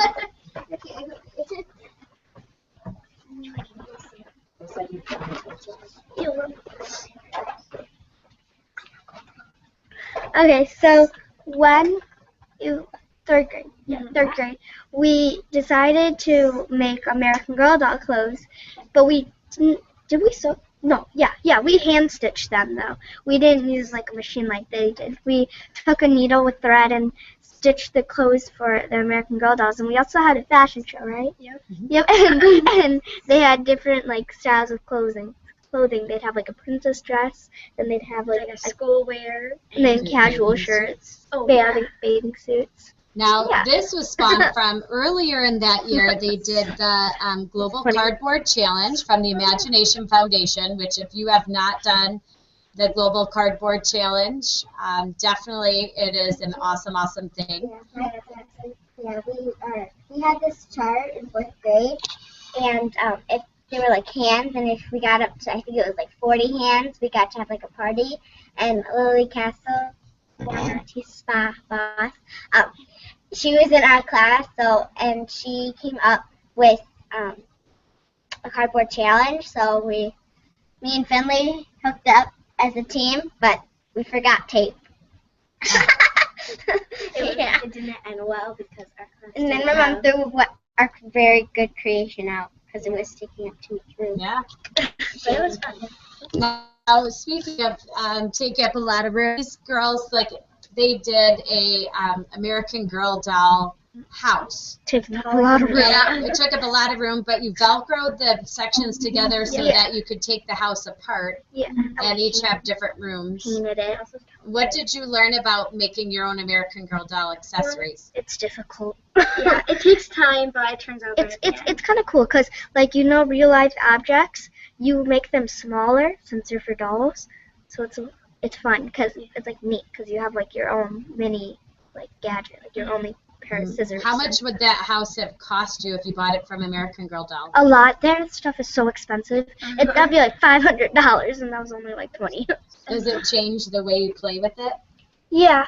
Yes. Like if you had the one from the store or the one you handmade, you play differently with store-bought things? Yeah, because she has like a one from the store. No, my dad made out of wood. Yeah. Oh, so still the making. So you've learned you can save money by making it your own, right? Yeah.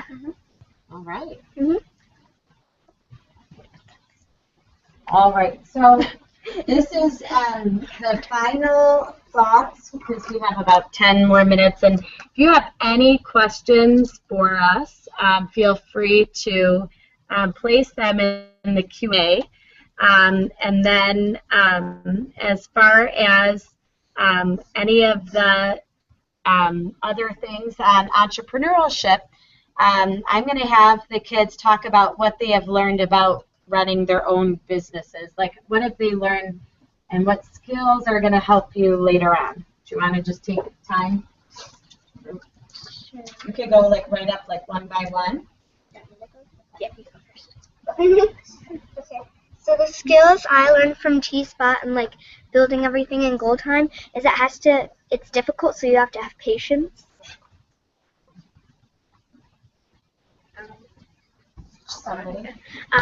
I learned that you have to not really think about what you want or like what you think's best. You gotta think about what your customers or whatever whoever is going to be using what you make, what they would like, and make it fit their needs. I learned that you have to have a lot of teamwork and stuff, and that like basically what she said, you can't just make like what you think like looks good. You have to make like what you think your customers will think look good and stuff. So. Well, I think when you make stuff, you have to think outside of the box, and I think it has to be unique. I think you have to have organization skills, because if you don't, then your business will lack organization, and it'll just all fall apart. I think you need like lots of teamwork and hard work, like what Finley said too. Like, it's not just your idea. You need to think what. Like, you had to give up some recess time too. Yeah. Sometimes that wasn't so much fun, was it? But you did it for the good of the order. Let's see, what else, like Finley said, and I like how it was unique, nobody really else did it, and yeah. Oh, you still have to be honest, like if you don't like something, you can't be like, oh, that's so cool, but you gotta like tell your team what you think. So, and that was all, like, I did not have scripts for them, but as you can see, the children really, when you give them these opportunities, start learning about real life and those soft skills that are essential that many companies say are lacking in their employees are being developed, and I can only hope that this foundation that they're building by doing these simple little things can be little lessons that will impact their future as an employee, and it's just a wonderful thing. So if you have any bit of extra time, or especially at the end of the year, give children opportunities to do that. All right, so now we're going to go to some of the questions, and it says that Sugar Scrubs Pyramid. So this absolutely amazing experience should be shared with all students and doing it with your daughters. You're encouraging some people to start their own businesses. They said, what are some of the basic tools or items to start a club?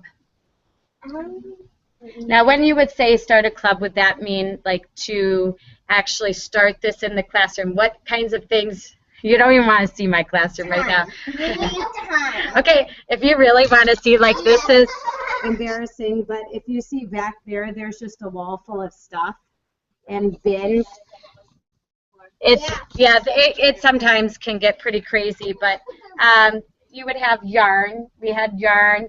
There's this great book. I got this from Costco, or not Costco, Kohl's actually. And these are, I'm sure there's a lot of books, like here, 101 Kids Activities, and they have just a bunch of things. So if you have like crafty books, that can be inspirational for kids. There's also, you know, subscribe to Make Magazine. They have a lot of cool projects on there. Of course, Pinterest. Drawing books, often kids love to just draw, and you know, things like YouTube videos that teach that. Yeah, for the Sugar Scrub to start it, we needed coconut oil, sugar. Yeah, well, of course, when you have specific, so as a teacher, you do have to like have some things in your arsenal, but of course, you have parents that can bring things in. The best way to get kids. How are you going to take these skills and advocate for this type of learning in future? Like, how could you take the skills that you've learned to advocate for other students in other classrooms? Maybe some students were trying to like do a fundraiser or something, and they were kind of struggling to help them. All right. So you can go ahead and you can perhaps, if it's not something in a classroom that you're doing, if you don't have a teacher that's willing to be open, perhaps you can use it in after-school club and fundraising. Like the girls were saying, as far as their extra reward, they were able to go ahead and use the Global Cardboard Challenge, even though it wasn't done in the fall when the rest of the classrooms were doing it in communities. They were able to do it as a reward. And they were able to, they came and borrowed my Make-A-Do saws and different things. Fortunately, I have a lot of materials because the Imagination Foundation has imagination chapters, and you can apply to be a chapter leader and have it in your classroom or in school or community. There's a lot of different models for it around the globe, and you often get a lot of neat things sent to you. So I've been blessed to be able to have a chapter in Brighton, Michigan, as well as be able to bring some of these things into my classroom here in Walled Lake, Michigan. There's other questions I do not see. Yes. All right, and then as far as just the maker movement, it is really neat to be able to integrate this as much as you can into the curriculum. And just this year, as going into 5th grade, it's a brand new world to me as far as teaching 5th grade social studies, but I've been able to integrate this into the curriculum as much as I can, because there's a lot of stuff they have to learn with American history, and making it engaging with maker spaces and with different things has been a really great opportunity for the students. So with that, if there's any other questions, we can probably, I see other people starting to come in, call it the end if that's, I'm not sure if that's okay, but if not, I can, I don't know if the moderator's there. Or not. Or we can just keep talking about making. No. Some of the materials, like here's this, I did have some of these things around. There's like books on paracord making. I mean, a lot of times you can get these at Barnes & Noble usually has a great like activity kit kind of thing. Book fairs at our schools, they have like those kind of books and other things like that. Yeah. And I think you saw when they were sharing some of their sewing things, the use of upcycling. We've done for Earth Day upcycling days where they actually had to make a product. There's, for my end of the year gifts, being a teacher that encourages the making, this was like an end of the year gift, like an old water bottle with little water bottle flowers on pencils. And this has been sitting up in my classroom. I really do appreciate those handmade things because of, I don't know, just the time. I think having kids actually spend the time to make their kids or their teachers gifts, I think it's a great skill.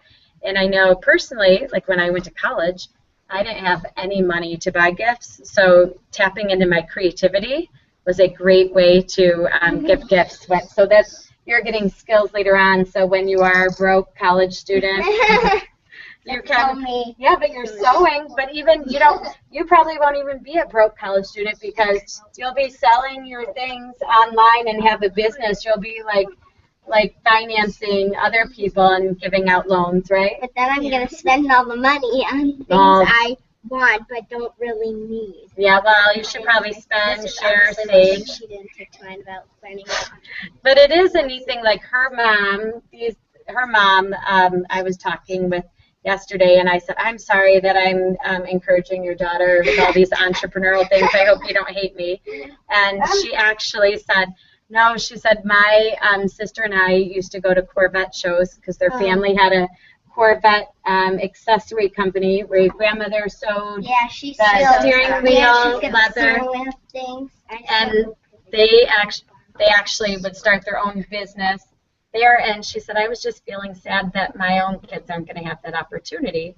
And then comes along Mrs. Bond going, oh yeah, should we have to go to farmers markets and let's take orders for the 4th graders that are coming up. You can make them all summer. So really just being that cheerleader for creativity, entrepreneurship, and just seeing the gifts within each child. Just like Angela Myers says, you have a gift to share with the world, and that's definitely what I aim for in finding my students and their gifts and celebrating them. So hopefully they take those gifts and impact the world. So thank you so much for attending, and we will go ahead and be able to share our presentation of once we end. I'll put it in the Q&A, so just in case you want some of those things. And you can always reach out at Team Bond on Twitter. And I also have a blog called theedtechcheerleader.com. And feel free to reach out anytime you need. So thank you so much for having us for Global Maker Day. Bye. You can say a final bye. Thank you for staying up in whole hour for us. Yeah. Thank you.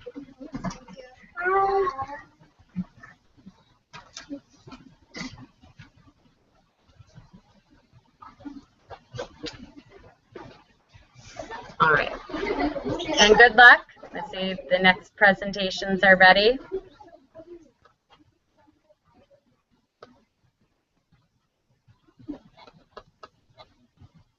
Should I exit? I don't even know.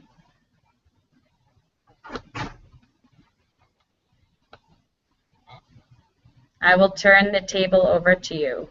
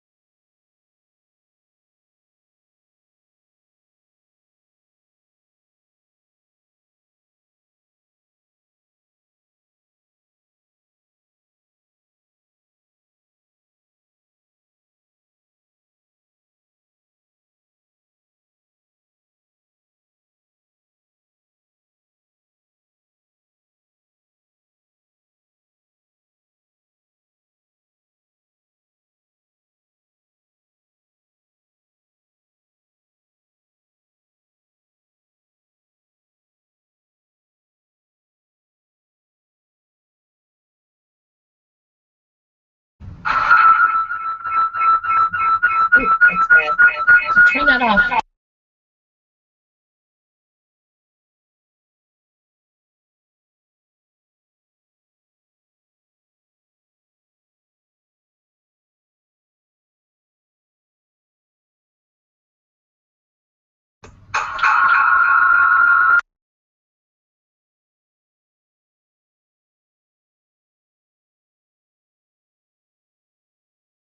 Reaper.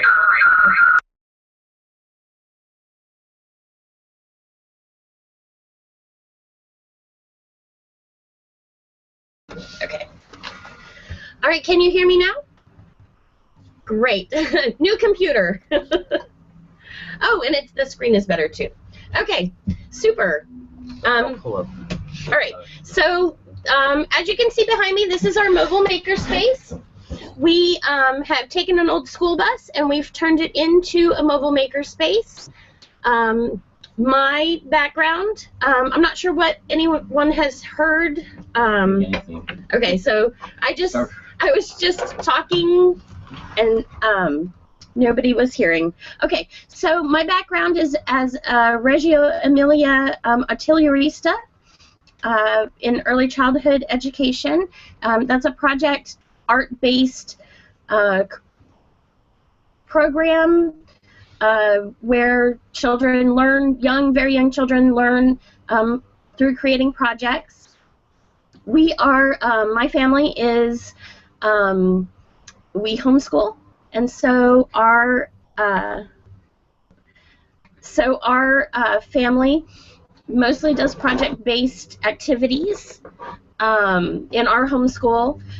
In fact, this is some of them now. Say hi, guys. Hi. Hello. Hi. They help us to develop classes. They help us to test our classes.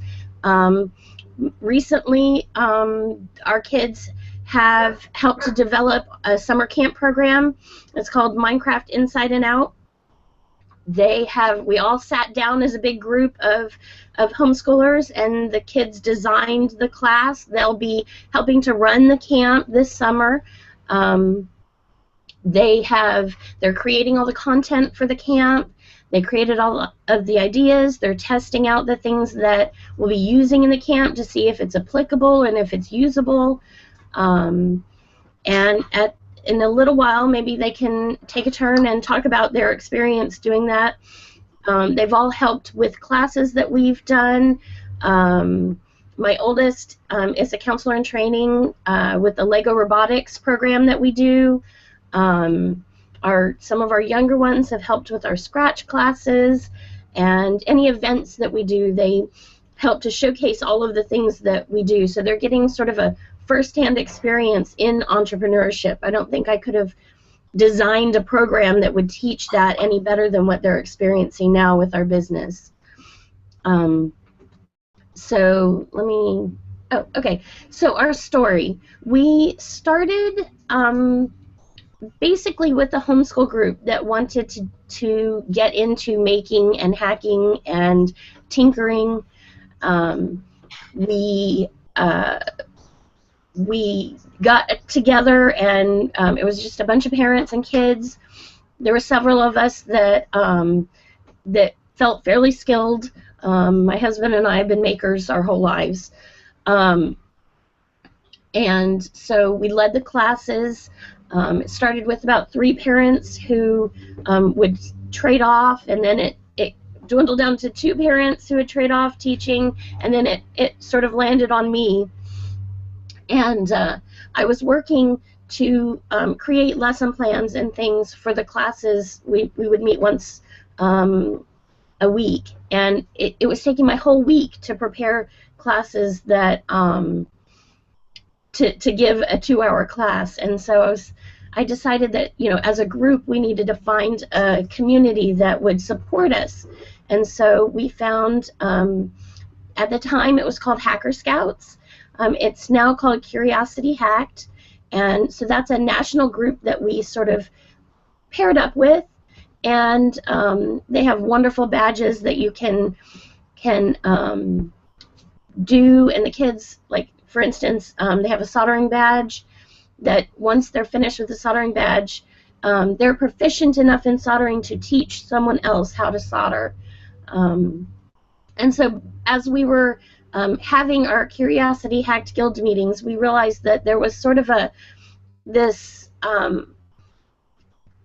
empty space where we would have kids that would come in and we'd say, okay, what project would you like to do? And they would sort of look at us like, I don't know, with sort of a staring off blankly, and they had no idea. And then on the other end of the spectrum, we would have kiddos that would come in and say, I want to build a full-size hovercraft.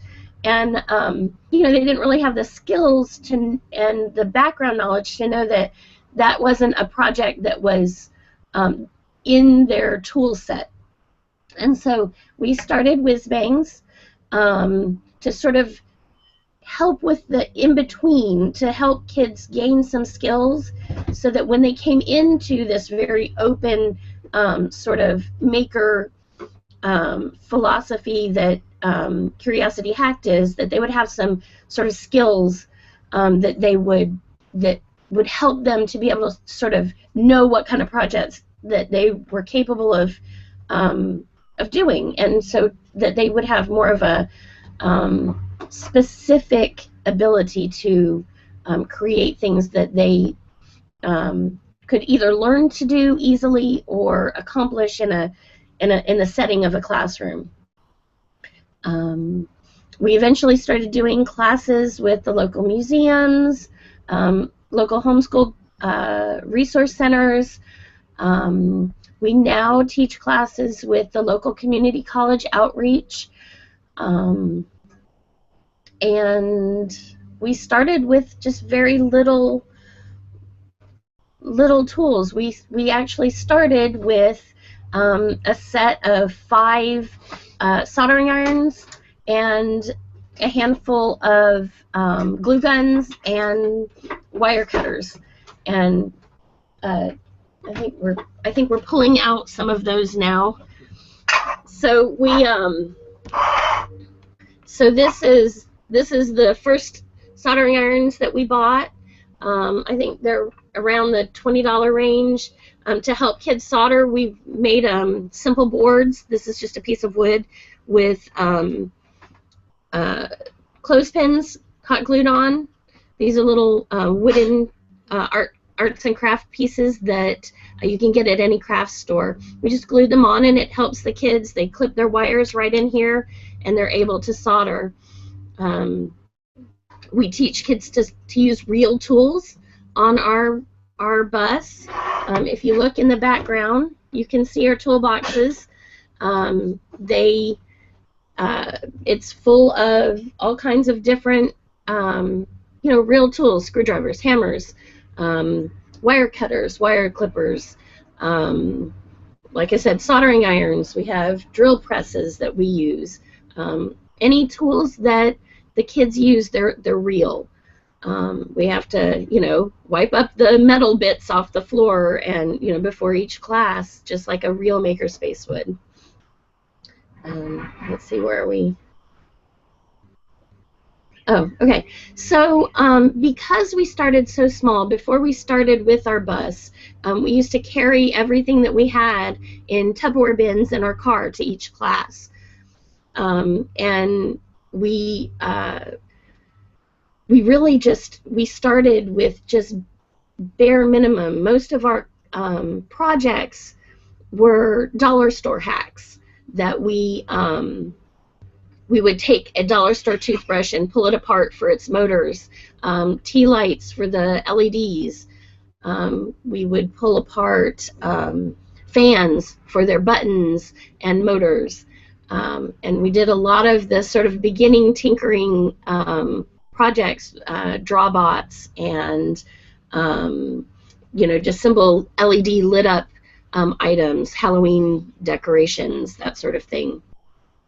Some of the things that you can cheaply use when you start out a makerspace, like we said, dollar store components. You can get things at the dollar store, or here's a great little project that's just blocks of wood that we got at a craft store,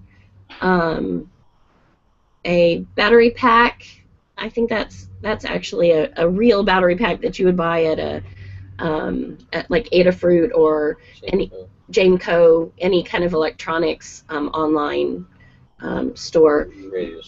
These are fan batteries that we hacked from dollar store fans, and I believe these are they look like, oh, they're Pinewood Derby wheels, and they have a little foam glued on top of them. This is for launching paper airplanes. So we would have a paper airplane physics class where they would design different paper airplanes. They would build their airplane launcher and launch them off. It's a really simple project that just, you know, it's a tiny bit of soldering and hot gluing, and the kids can make that pretty easily and pretty cheaply. Other ways to sort of add things to your makerspace. So I said the dollar store, your recycling bin. I mean, we use cardboard constantly. Another thing that is not very expensive are popsicle sticks. We use popsicle sticks in almost, you know, every project that we use or that we create. All of our battle bots, you know, any kind of sort of physical, we do catapults, all with popsicle sticks and hot glue. Your hot glue gun is like your cheapest, most effective tool for starting out small with a makerspace. Once people know that you that you have a makerspace, they will start donating to you old electronics that they have that they don't need anymore. We use those for teardown stations. We've had people give us things like Roombas, old computers, lots of mice, and those are things that will help kids to sort of get over the black box mentality, where we know what this electronic device, this computer, this phone, we know how to use it, but we don't really know why it works. And so having a teardown station is a wonderful way of helping kids to get over that sort of black box mentality where this is a consumer item and not a maker item. Let's see what else. There's lots of places, if you want to get even deeper into the making, where you can find Arduino clones. Arduinos are microprocessors, and they are kind of expensive. And so, you know, we started out with only a handful of microprocessors. Kids would share, take turns on the few that we had, and then as we got bigger, we taught more classes. We put into each class, we're having some technical difficulty. We would put, you know, a little bit of money into our next tool or into our next microprocessor, the Makey-Makeys that we bought. So we just grew little by little. Each class, we would add another tool or another device that we would need. Eventually, we were able to have several computers. We run the makerspace with about 6 laptop computers. We're able to do all of the coding, all of the microprocessor activities that we have. We can have up to 12 kids in the bus. It's a little crowded when we have that many, but we also are able to, we have, I don't know if you can see in the back, but we have 2 tents that we can put up outside. We have tables. They all stay on the bus, and we're able to do events like library events. We just did our local library is opening up their makerspace, and so in order to celebrate that, we brought the bus and set up, and so we did things outside to kind of pique the people on the street's interest and to get them inside the library to do more in-depth maker projects. How are we doing on time? Oh, we've got lots of time. So would you like to, can we open up the question? How do we open up the questions? I don't, hello. What happened there? Click back on that. Okay. I don't know if we can open up questions. I thought maybe we could have the boys come over and talk a little bit about how they planned their summer camp, and then maybe do a tour of the bus. All right, guys, you want to come over? JT, you want to talk? Well, hello. Well, we started with basically our Minecraft have just basically the fun stuff that the people could do in between all the projects that they were doing, like scanning heads in Minecraft, scanning heads and putting them into Minecraft. And then you also, basically, you create anything in this program called Tinkercad, and put it into a program, and put it into Minecraft. So you can make giant, awesome builds without even really trying. And what we did in between all these hard-working classes is fun little games we did.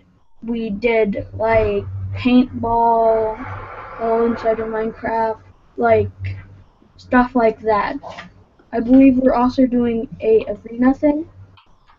So, I am going to let someone else talk to. Yeah, like what he said, and we also are doing tutorials, and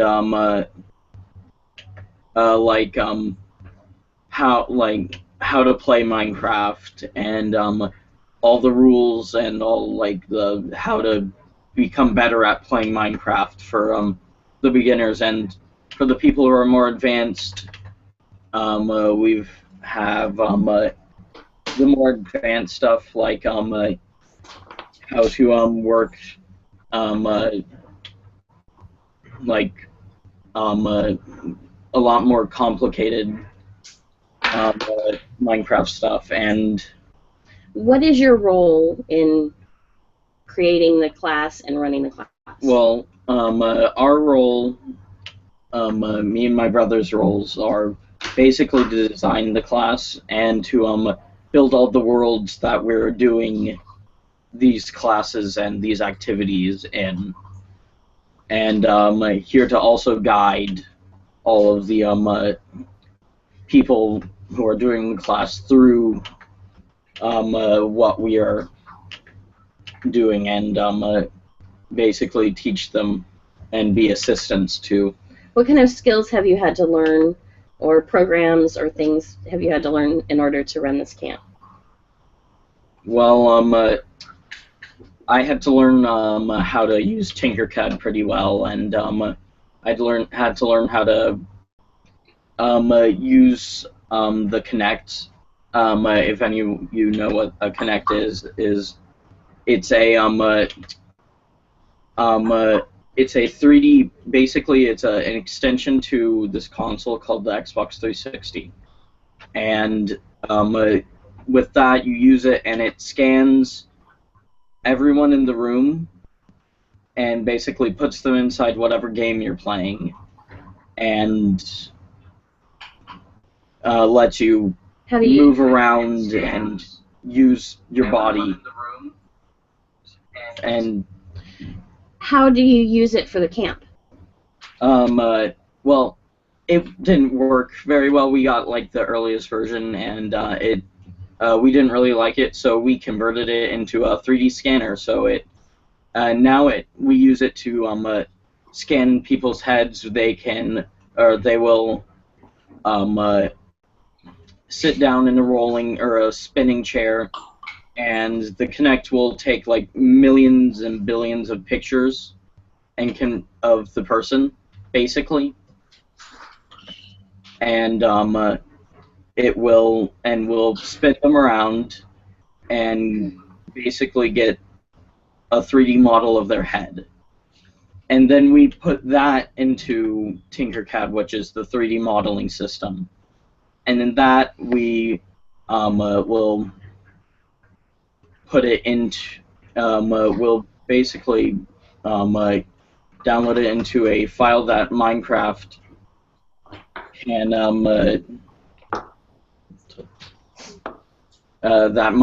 can sustain and read, and it will build it out of blocks. It will be really quite giant, because like mountainous size in Minecraft, because blocks are rather large compared to the pixels which it's converting to. So it'll be a block per pixel. So what are we going to do with their heads? And so we're going to take all of the heads that we scanned and make them into a Mount Rushmore type thing, and make it into whatever mountain the kids call it in the class, and yeah, it's going to be awesome. Great, thank you. Thanks. All right, Ben? Say hi. Hello, my name is Ben. How have you helped with creating this camp? Well, I haven't really been that into doing this, but I've been helping any way I can, like helping presenting stuff, or going to like I was there at the library and at So what'd you do at the library event? I pretty much helped show people how things work, like the lightsabers, or the glow in the dark, or the laser tag guns, or how to build a rocket. And I've been helping any way I can with this, because it's very important to us as a family, and I couldn't ask to do more, because I really think I'm helping, and helping my family is the best thing I can do. Good job. Okay. Are you ready to go up, or? Let's see. I think we're past here. Oh, so we've slowly accumulated tools. If you can see in the background, you may not be able to see it. We have several 3D printers. We're about to get our laser cutter. We have, just like I said, slowly built up the tools that we have for the makerspace, and that's something that's easy to do if you think about it. You know, I think a lot of times people think that they'll look at our makerspace and be a little bit overwhelmed with all the things that we have inside, but because we started so small, we're able to help people to see that, you know, really it's doable. If you have, you know, a couple of glue guns and some recycled material and some craft supplies, you really can set up a makerspace. If you have access to computers, that is wonderful. There's so many free apps out there that are great for teaching things like coding and making. We accumulated our tools. Some of them came from Kickstarter. We did the Circuit Scribe. It's a pen that is conductive, writes with conductive ink, so you can do like paper circuits. We've done robot Kickstarters. Let's see. In fact, most of our robots from Kickstarters. This is a GoPiGo robot that runs off of the Raspberry Pi. This one is MBot. This is about a $70 computer. a robot, if you look at it in comparison to, say, the Lego Mindstorms, which is like a $300 robot, it's quite affordable. This one is a little touch push button robot. You can program it by pushing buttons. This is a great starter robot for classrooms. I believe it's somewhere in the range of $20 per robot. And so you can get a couple of these for fairly inexpensively. And they're great for teaching beginning programming. There are things like Google Maker Camp. We've been a live camp for the past, we're going on 3 years now. They send you great resources if you do a live camp. Most of our Make books come from hosting Google Maker Camp. All of the content, lesson plans, everything they provide for you, some great videos, tutorials showing how to do projects. It's a fabulous way to sort of start off a makerspace, because a lot of the sort of things that you would need, they give you materials lists, they give you instructions on how to do the projects. It's a project every day for like 6 weeks. It's phenomenal.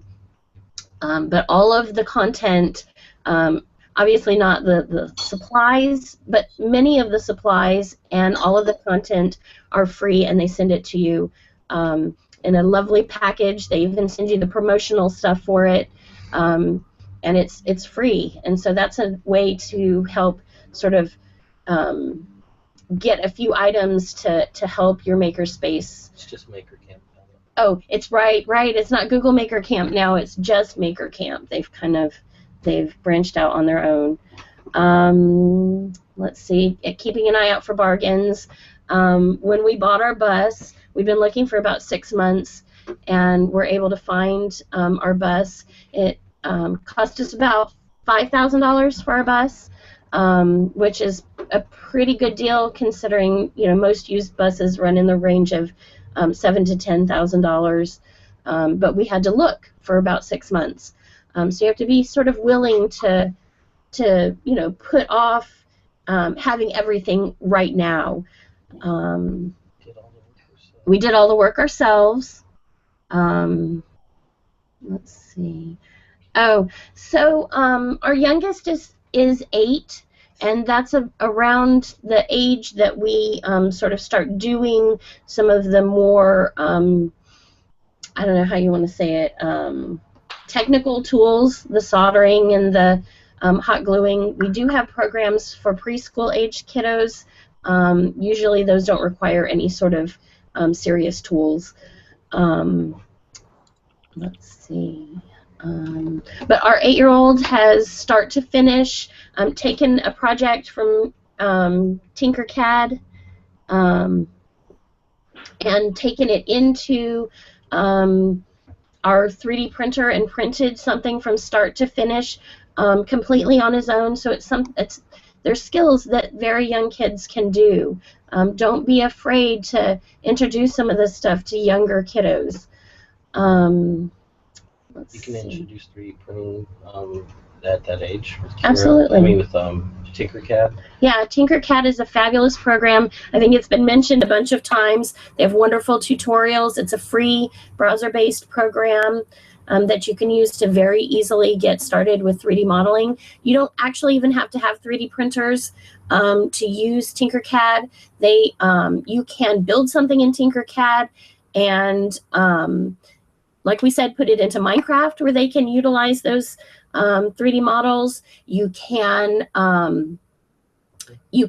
order the 3D prints. There's a handful of places like Shapeways, I believe, is one of them, that will print your prints for you and send them to you, for a nominal fee. Yeah, so, okay, so my husband's making serious pointing motions at, put it back. A really important thing to do is find local resources and like-minded people who are doing similar things in your community and work together. Many of our camps are collaborations between either the local community college or, like we said, the homeschool resource centers, museums, libraries. We happen to be really lucky, and we have a local hackerspace. They hosted our Curiosity Guild for about a year until we were able to sort of branch out on our own. And they're really excited to come in and help. Let's see, what else do we need to talk about? Okay, so there's a lot of pluses and minuses to being mobile. Obviously, going through to the location, parents and schools and libraries are really excited that you can bring it to them. Once they get on and see how easy it is to do some of these things, it's really encouraging for them, and we get a lot of teachers who want to start this in their classrooms. Let's see, what else? Can we open up for some questions?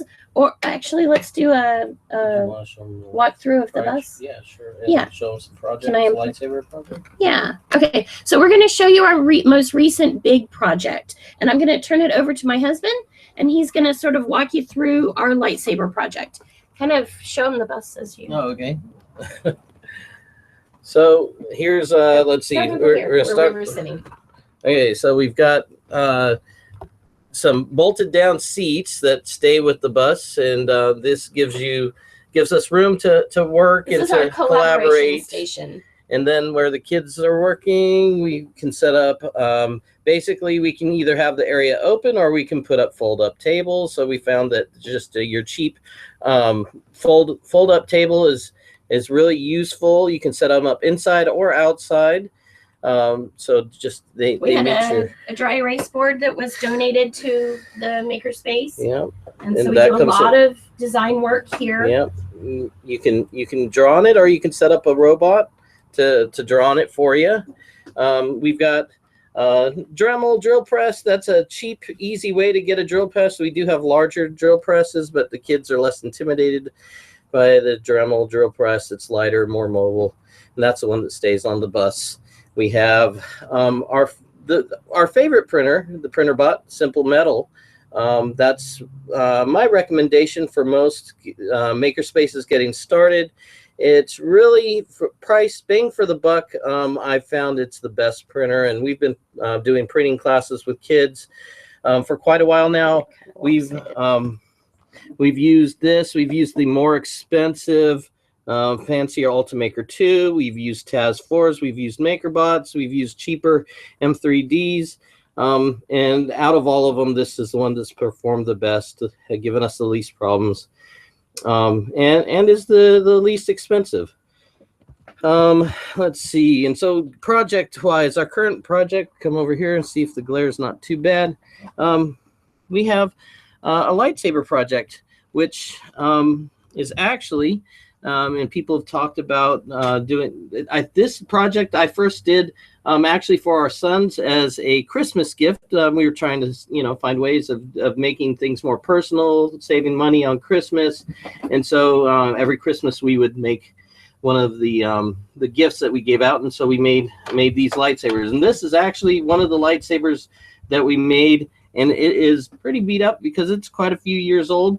And it's been used. and it's very bright out, and you can't really see very well, but it's got a very bright LED, and it's that LED at night really will shine up into the blade, and we have some film in it, and it looks really nice. We more recently did a project with our Curiosity Hack Guild, which is actually this lightsaber here. And so the first lightsaber we made for our kids was using sync tubes, so chrome sync tubes. And we bought some components from a company called the Custom Saber Shop, and we were able to make these pretty inexpensively. Here we were trying to even cut down even more on costs, and we were able to use PVC tubing and spray painted a really nice metallic. And then our Curiosity Hack Guild was able to 3D print add-on attachments. This is a button that's actually broken right now, but this is a dollar store button from a dollar store fan, so save money even more. In this style, it has LEDs up through the blade, which at night will basically light up the whole blade.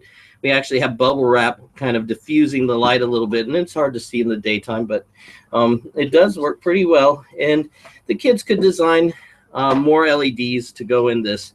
The fun thing about this project is it teaches kids about LEDs. It teaches them about circuits, about how to choose power. We use to make these circuits. So this is a fairly simple circuit. This one has one LED in it, just a very bright one. And this has multiple LEDs in it. And this was fun because we got to teach the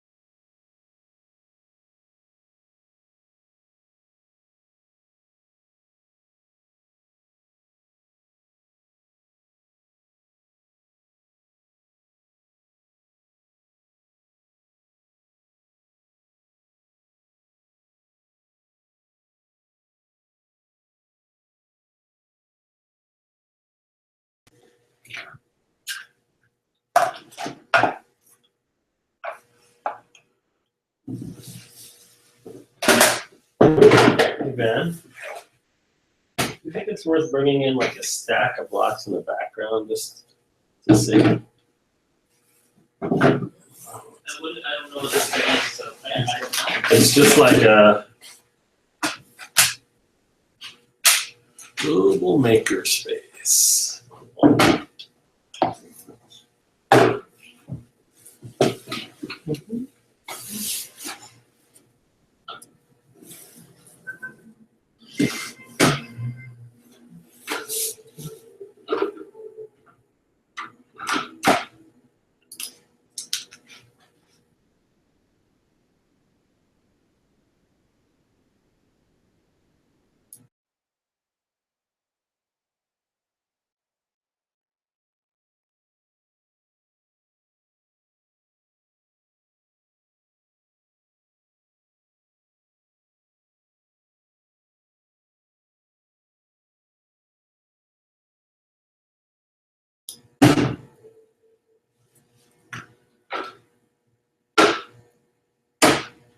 Hey, can you hear me?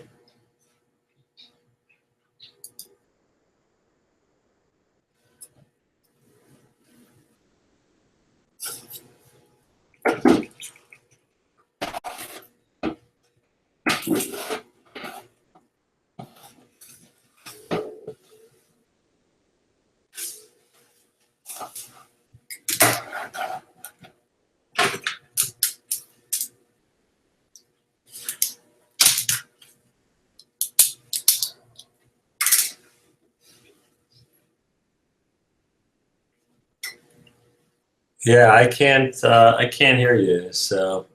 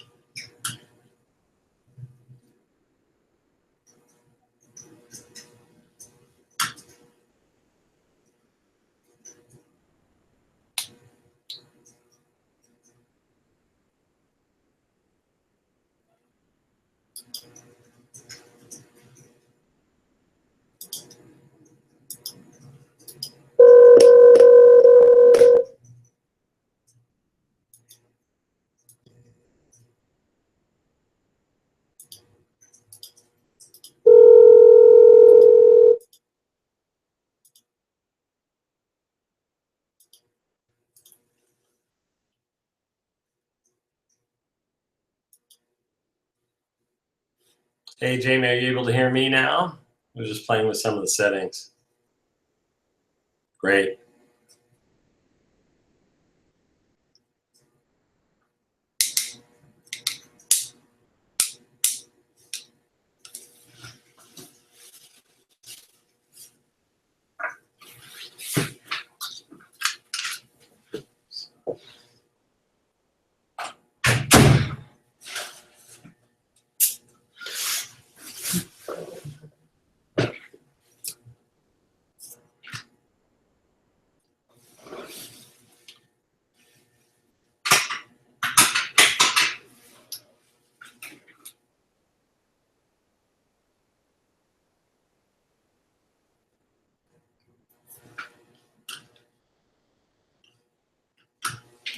something ready for the show.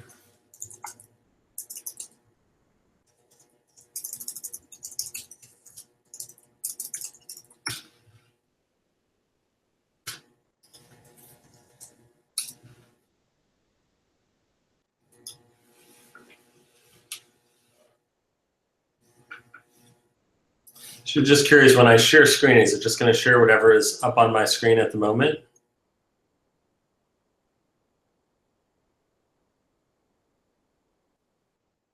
Perfect. Okay, I'm ready to go if you like.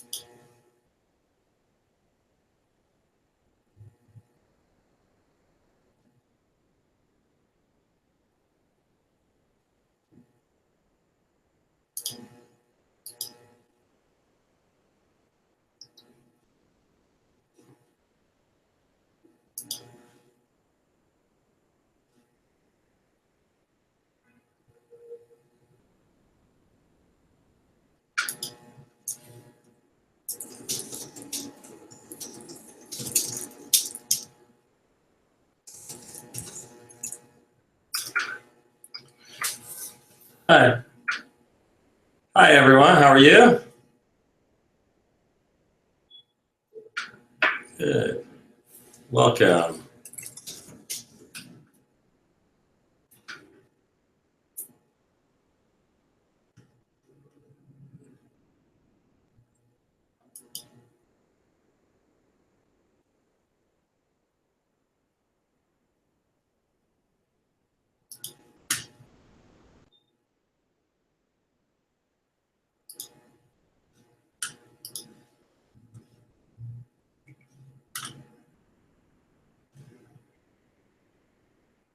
Okay.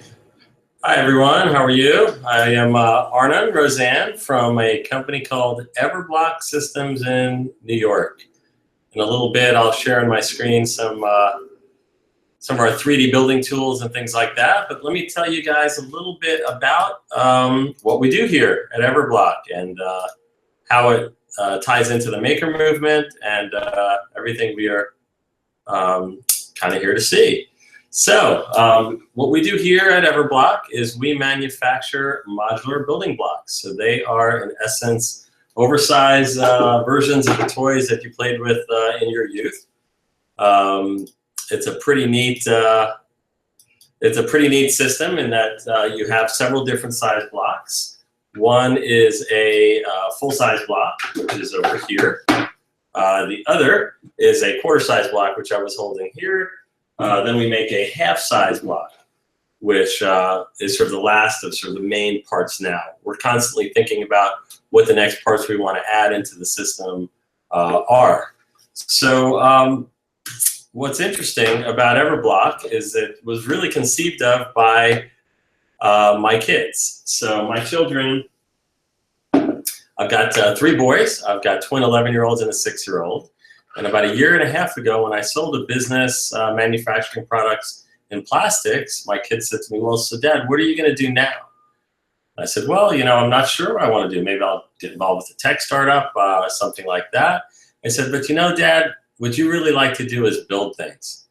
That's kind of an interesting comment, right? Because kids sort of know you better than you know yourself. And at the end of the day, if you're on this video chat, you probably like to build things as well. And as builders or makers, it's kind of what we're drawn to. So part of my discussion with my kids was, well, what is next? They said, well, why don't we do something that enables people to build things like we like to build things? And that was kind of the beginning of Everblock.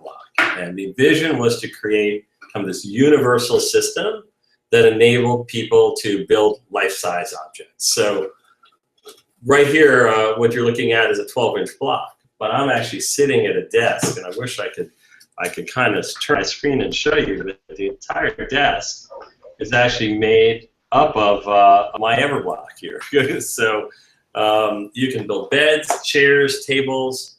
On our website, we've got hundreds and hundreds of pictures of everything from wall dividers to desks, to sales desks, to retail build-outs. We've built large, Oscars and Marios and Formula One race cars and fun things. And you can imagine when we get out in public and build a life-size Formula One race car in blocks that are this size, people go crazy. Apart from wanting to take the whole thing apart and reconfigure it, people have a lot of fun.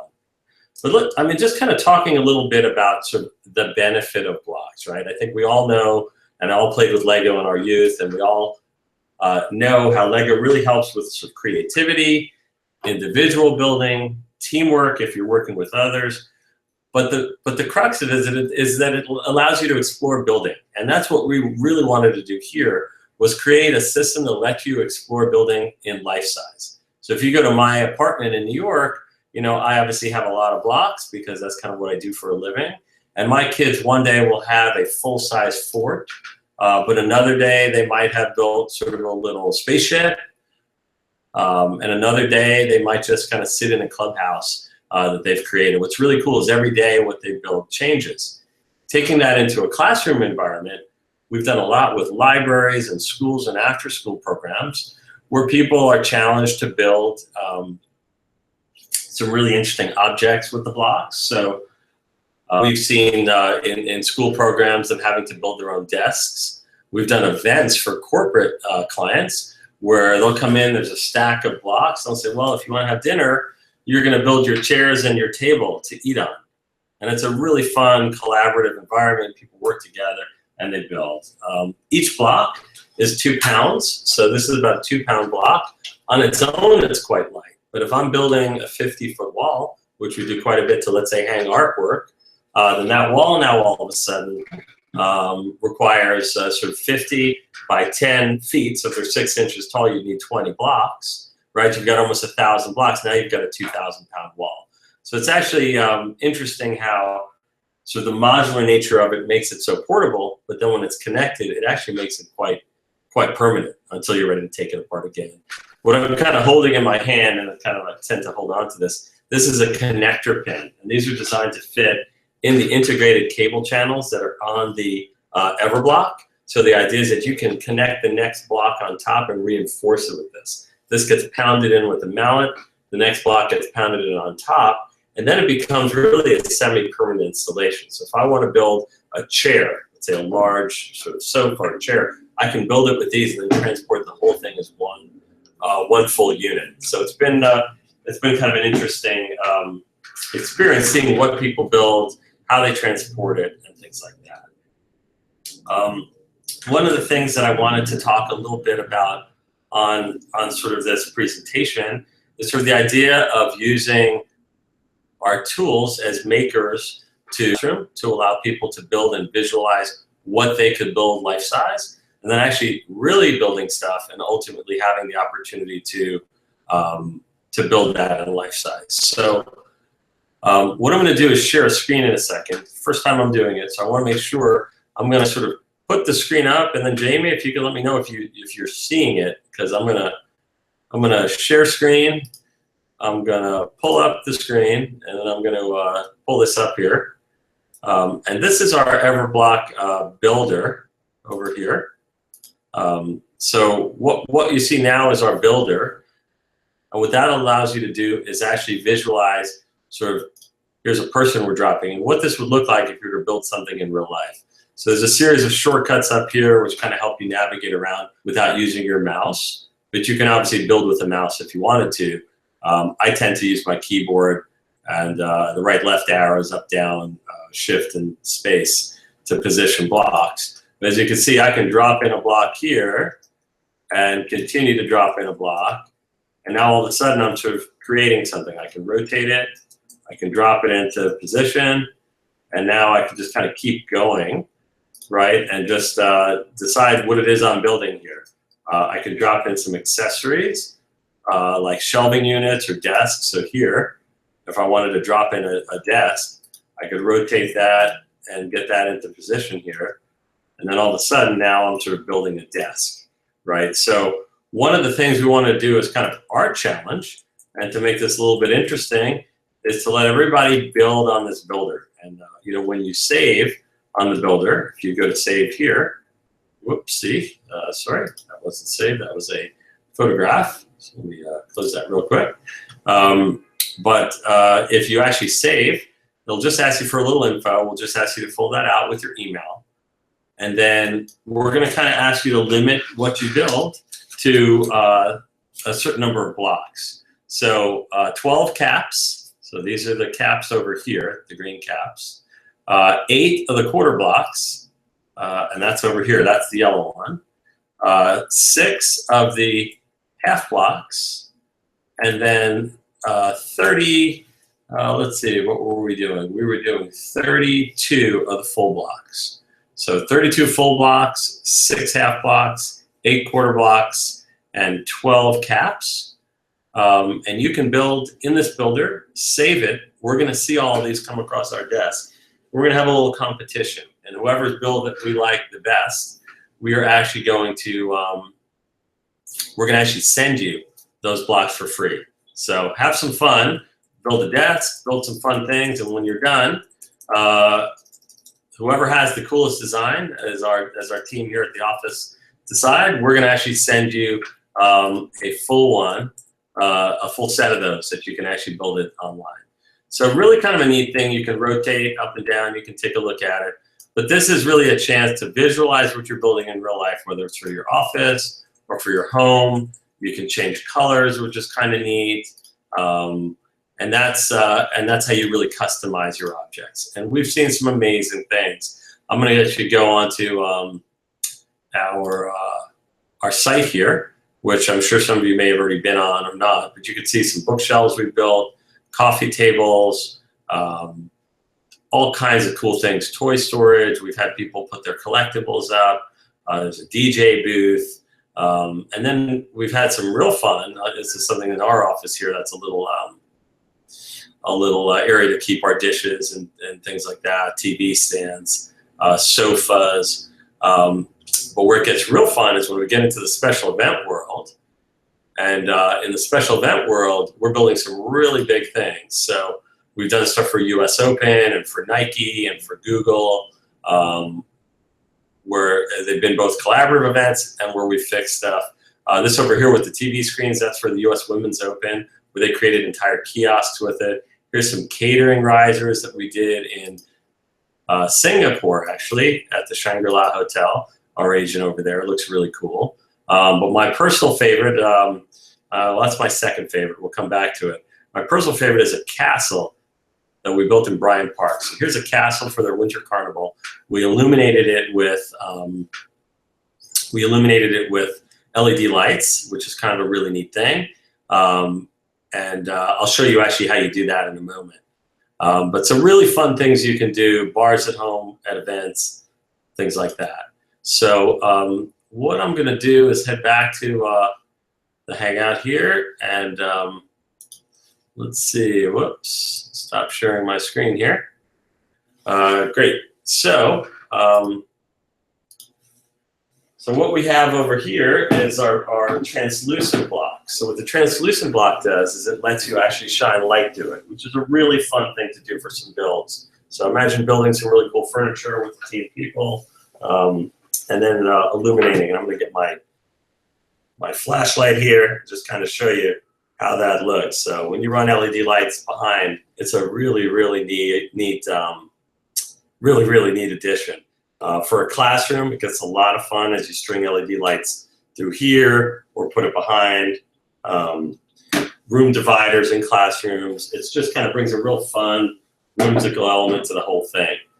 Let's talk just a little bit about building strategy because, you know, obviously when you build something, you know, the first thing that people tend to do is they just want to stack things right on top, and we end up with, you know, something like that, which is really neat in some cases. But the reality, that is not a very strong construction, is it? So what we tend to do is recommend that whenever you're building something, you're going to be staggering the position of the blocks. And what do I mean by that? I mean that you do the sort of typical brick lay pattern, right? That creates a tremendous amount of strength. Each of these blocks can hold 60 psi with a spread load on top. So we've done stages with them, you know, really quite structural. And then that's where these half caps come in, because you can now terminate very cleanly at a wall here. The quarter blocks are just kind of detail blocks, right? You can use them to sort of create a little detail depending on what you're trying to build. And then obviously the caps are meant as finishing caps, so it lets you complete and finish the construction. So really kind of a nice look. You know, this is a great finishing top to a table or a bench or a chair. Obviously you don't want to be sitting down on these, probably not that comfortable. And it creates a really, really neat effect. So one of the sort of latest pieces that we've added to the line is this foot piece, which is an interesting foot mechanism. But that's really meant for sort of a freestanding wall or a freestanding display. So that just slots right underneath into the hole here of the actual blocks, and that creates a T-support. So now this whole wall can be supported, and you can go up quite high. So when you use this in conjunction with these reinforcement rods, you can build some pretty substantial structures.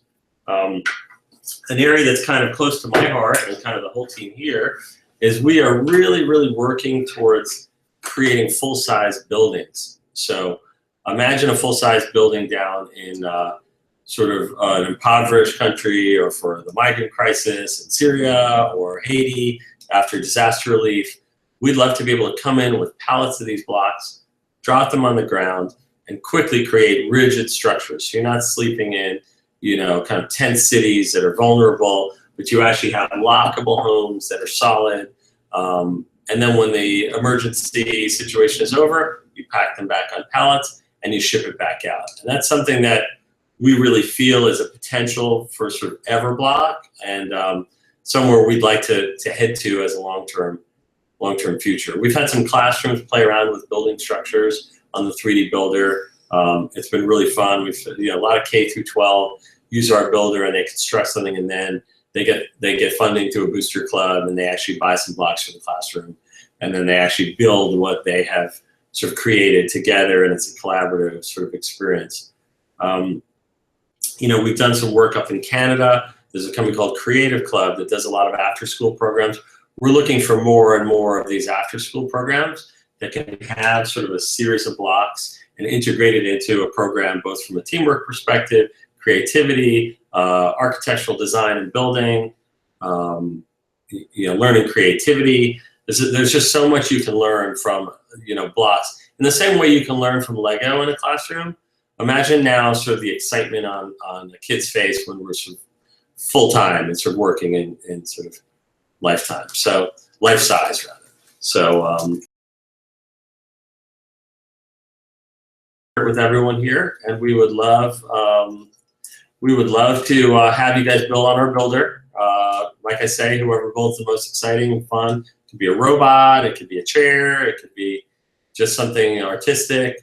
If you win, we'll send you those blocks, and just send us a pic when you get them. So wonderful. Well, I hope that was interesting for everyone. If anyone has any questions, we'd be happy to answer any questions about the blocks. I don't know if there's anyone on that'd like to ask a question.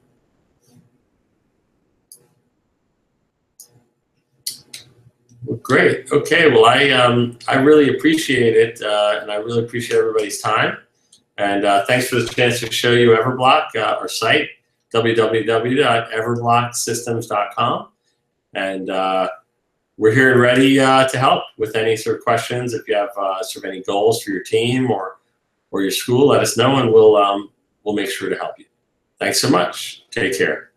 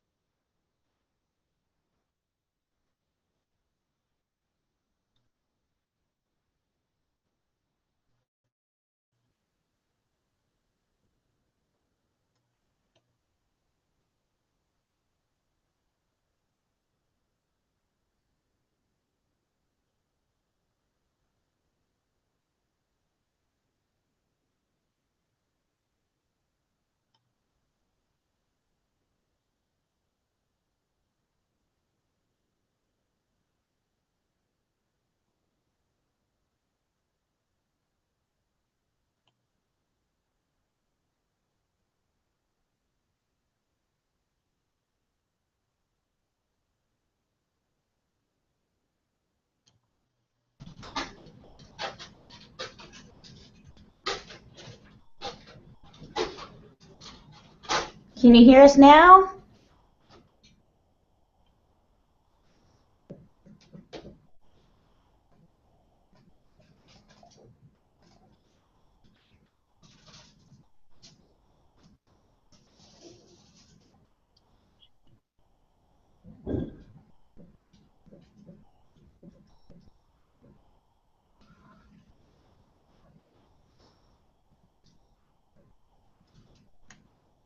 We can't hear you either because she's talking. We can't hear you. I think we can hear Melinda, but we can't hear the global. I'm here. Can you hear me? Yes. Oh, okay.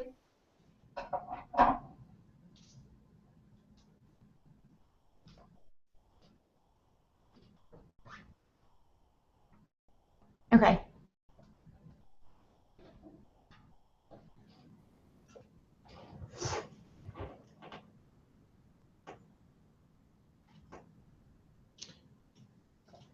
Can you hear me?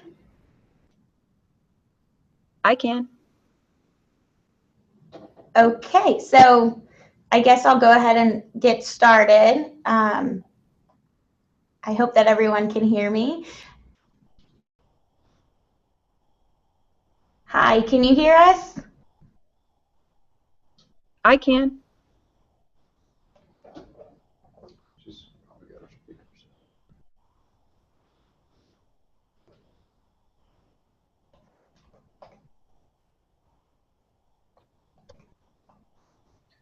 Okay, well, I'm going to go ahead and get started, and maybe, no, we still can't hear you. I think some people can hear us, but if you can't hear me, maybe you could type it in the Q&A boxes to the right and just let us know if you can hear us or not. But I am Brittany Howell, here at Wonderopolis in the National Center for Family Learning, a literacy and family learning specialist. I'm also joined by John Riegelman as well, and he'll be doing some fun maker activities here in just a little while. But we are so excited to be joining you for Global Maker Day today. We've been seeing lots of great things already taking place here on the site and across the globe, so we're thrilled to share Wonderopolis and Camp Wonderopolis with you. If you're not familiar with Wonderopolis, it's wonderopolis.org. You can also tweet us at Wonderopolis. We love to hear from you. So we thought we would just start off today with a short video about wondering.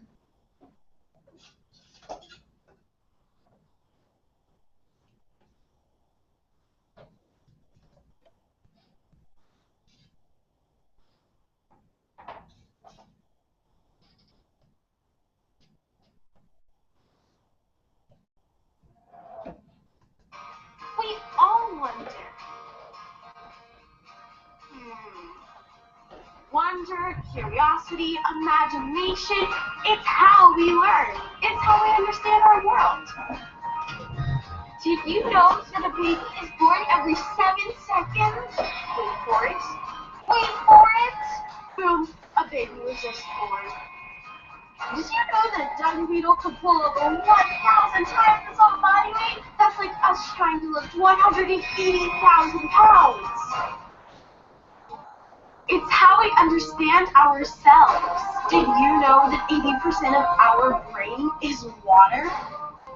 Did you know that the average person expels gas 14 times a day? Wonder is how we understand each other.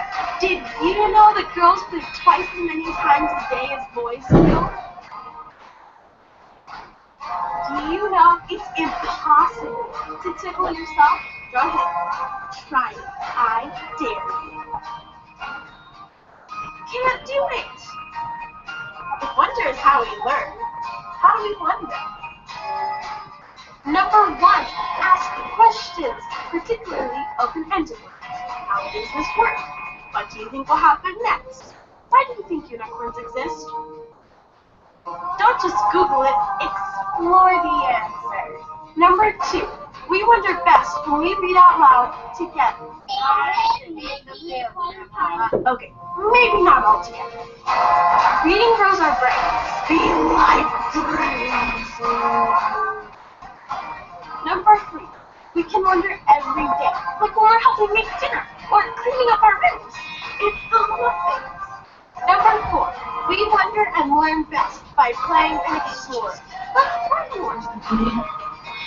Let's explore more too. Are you picking up on the theme?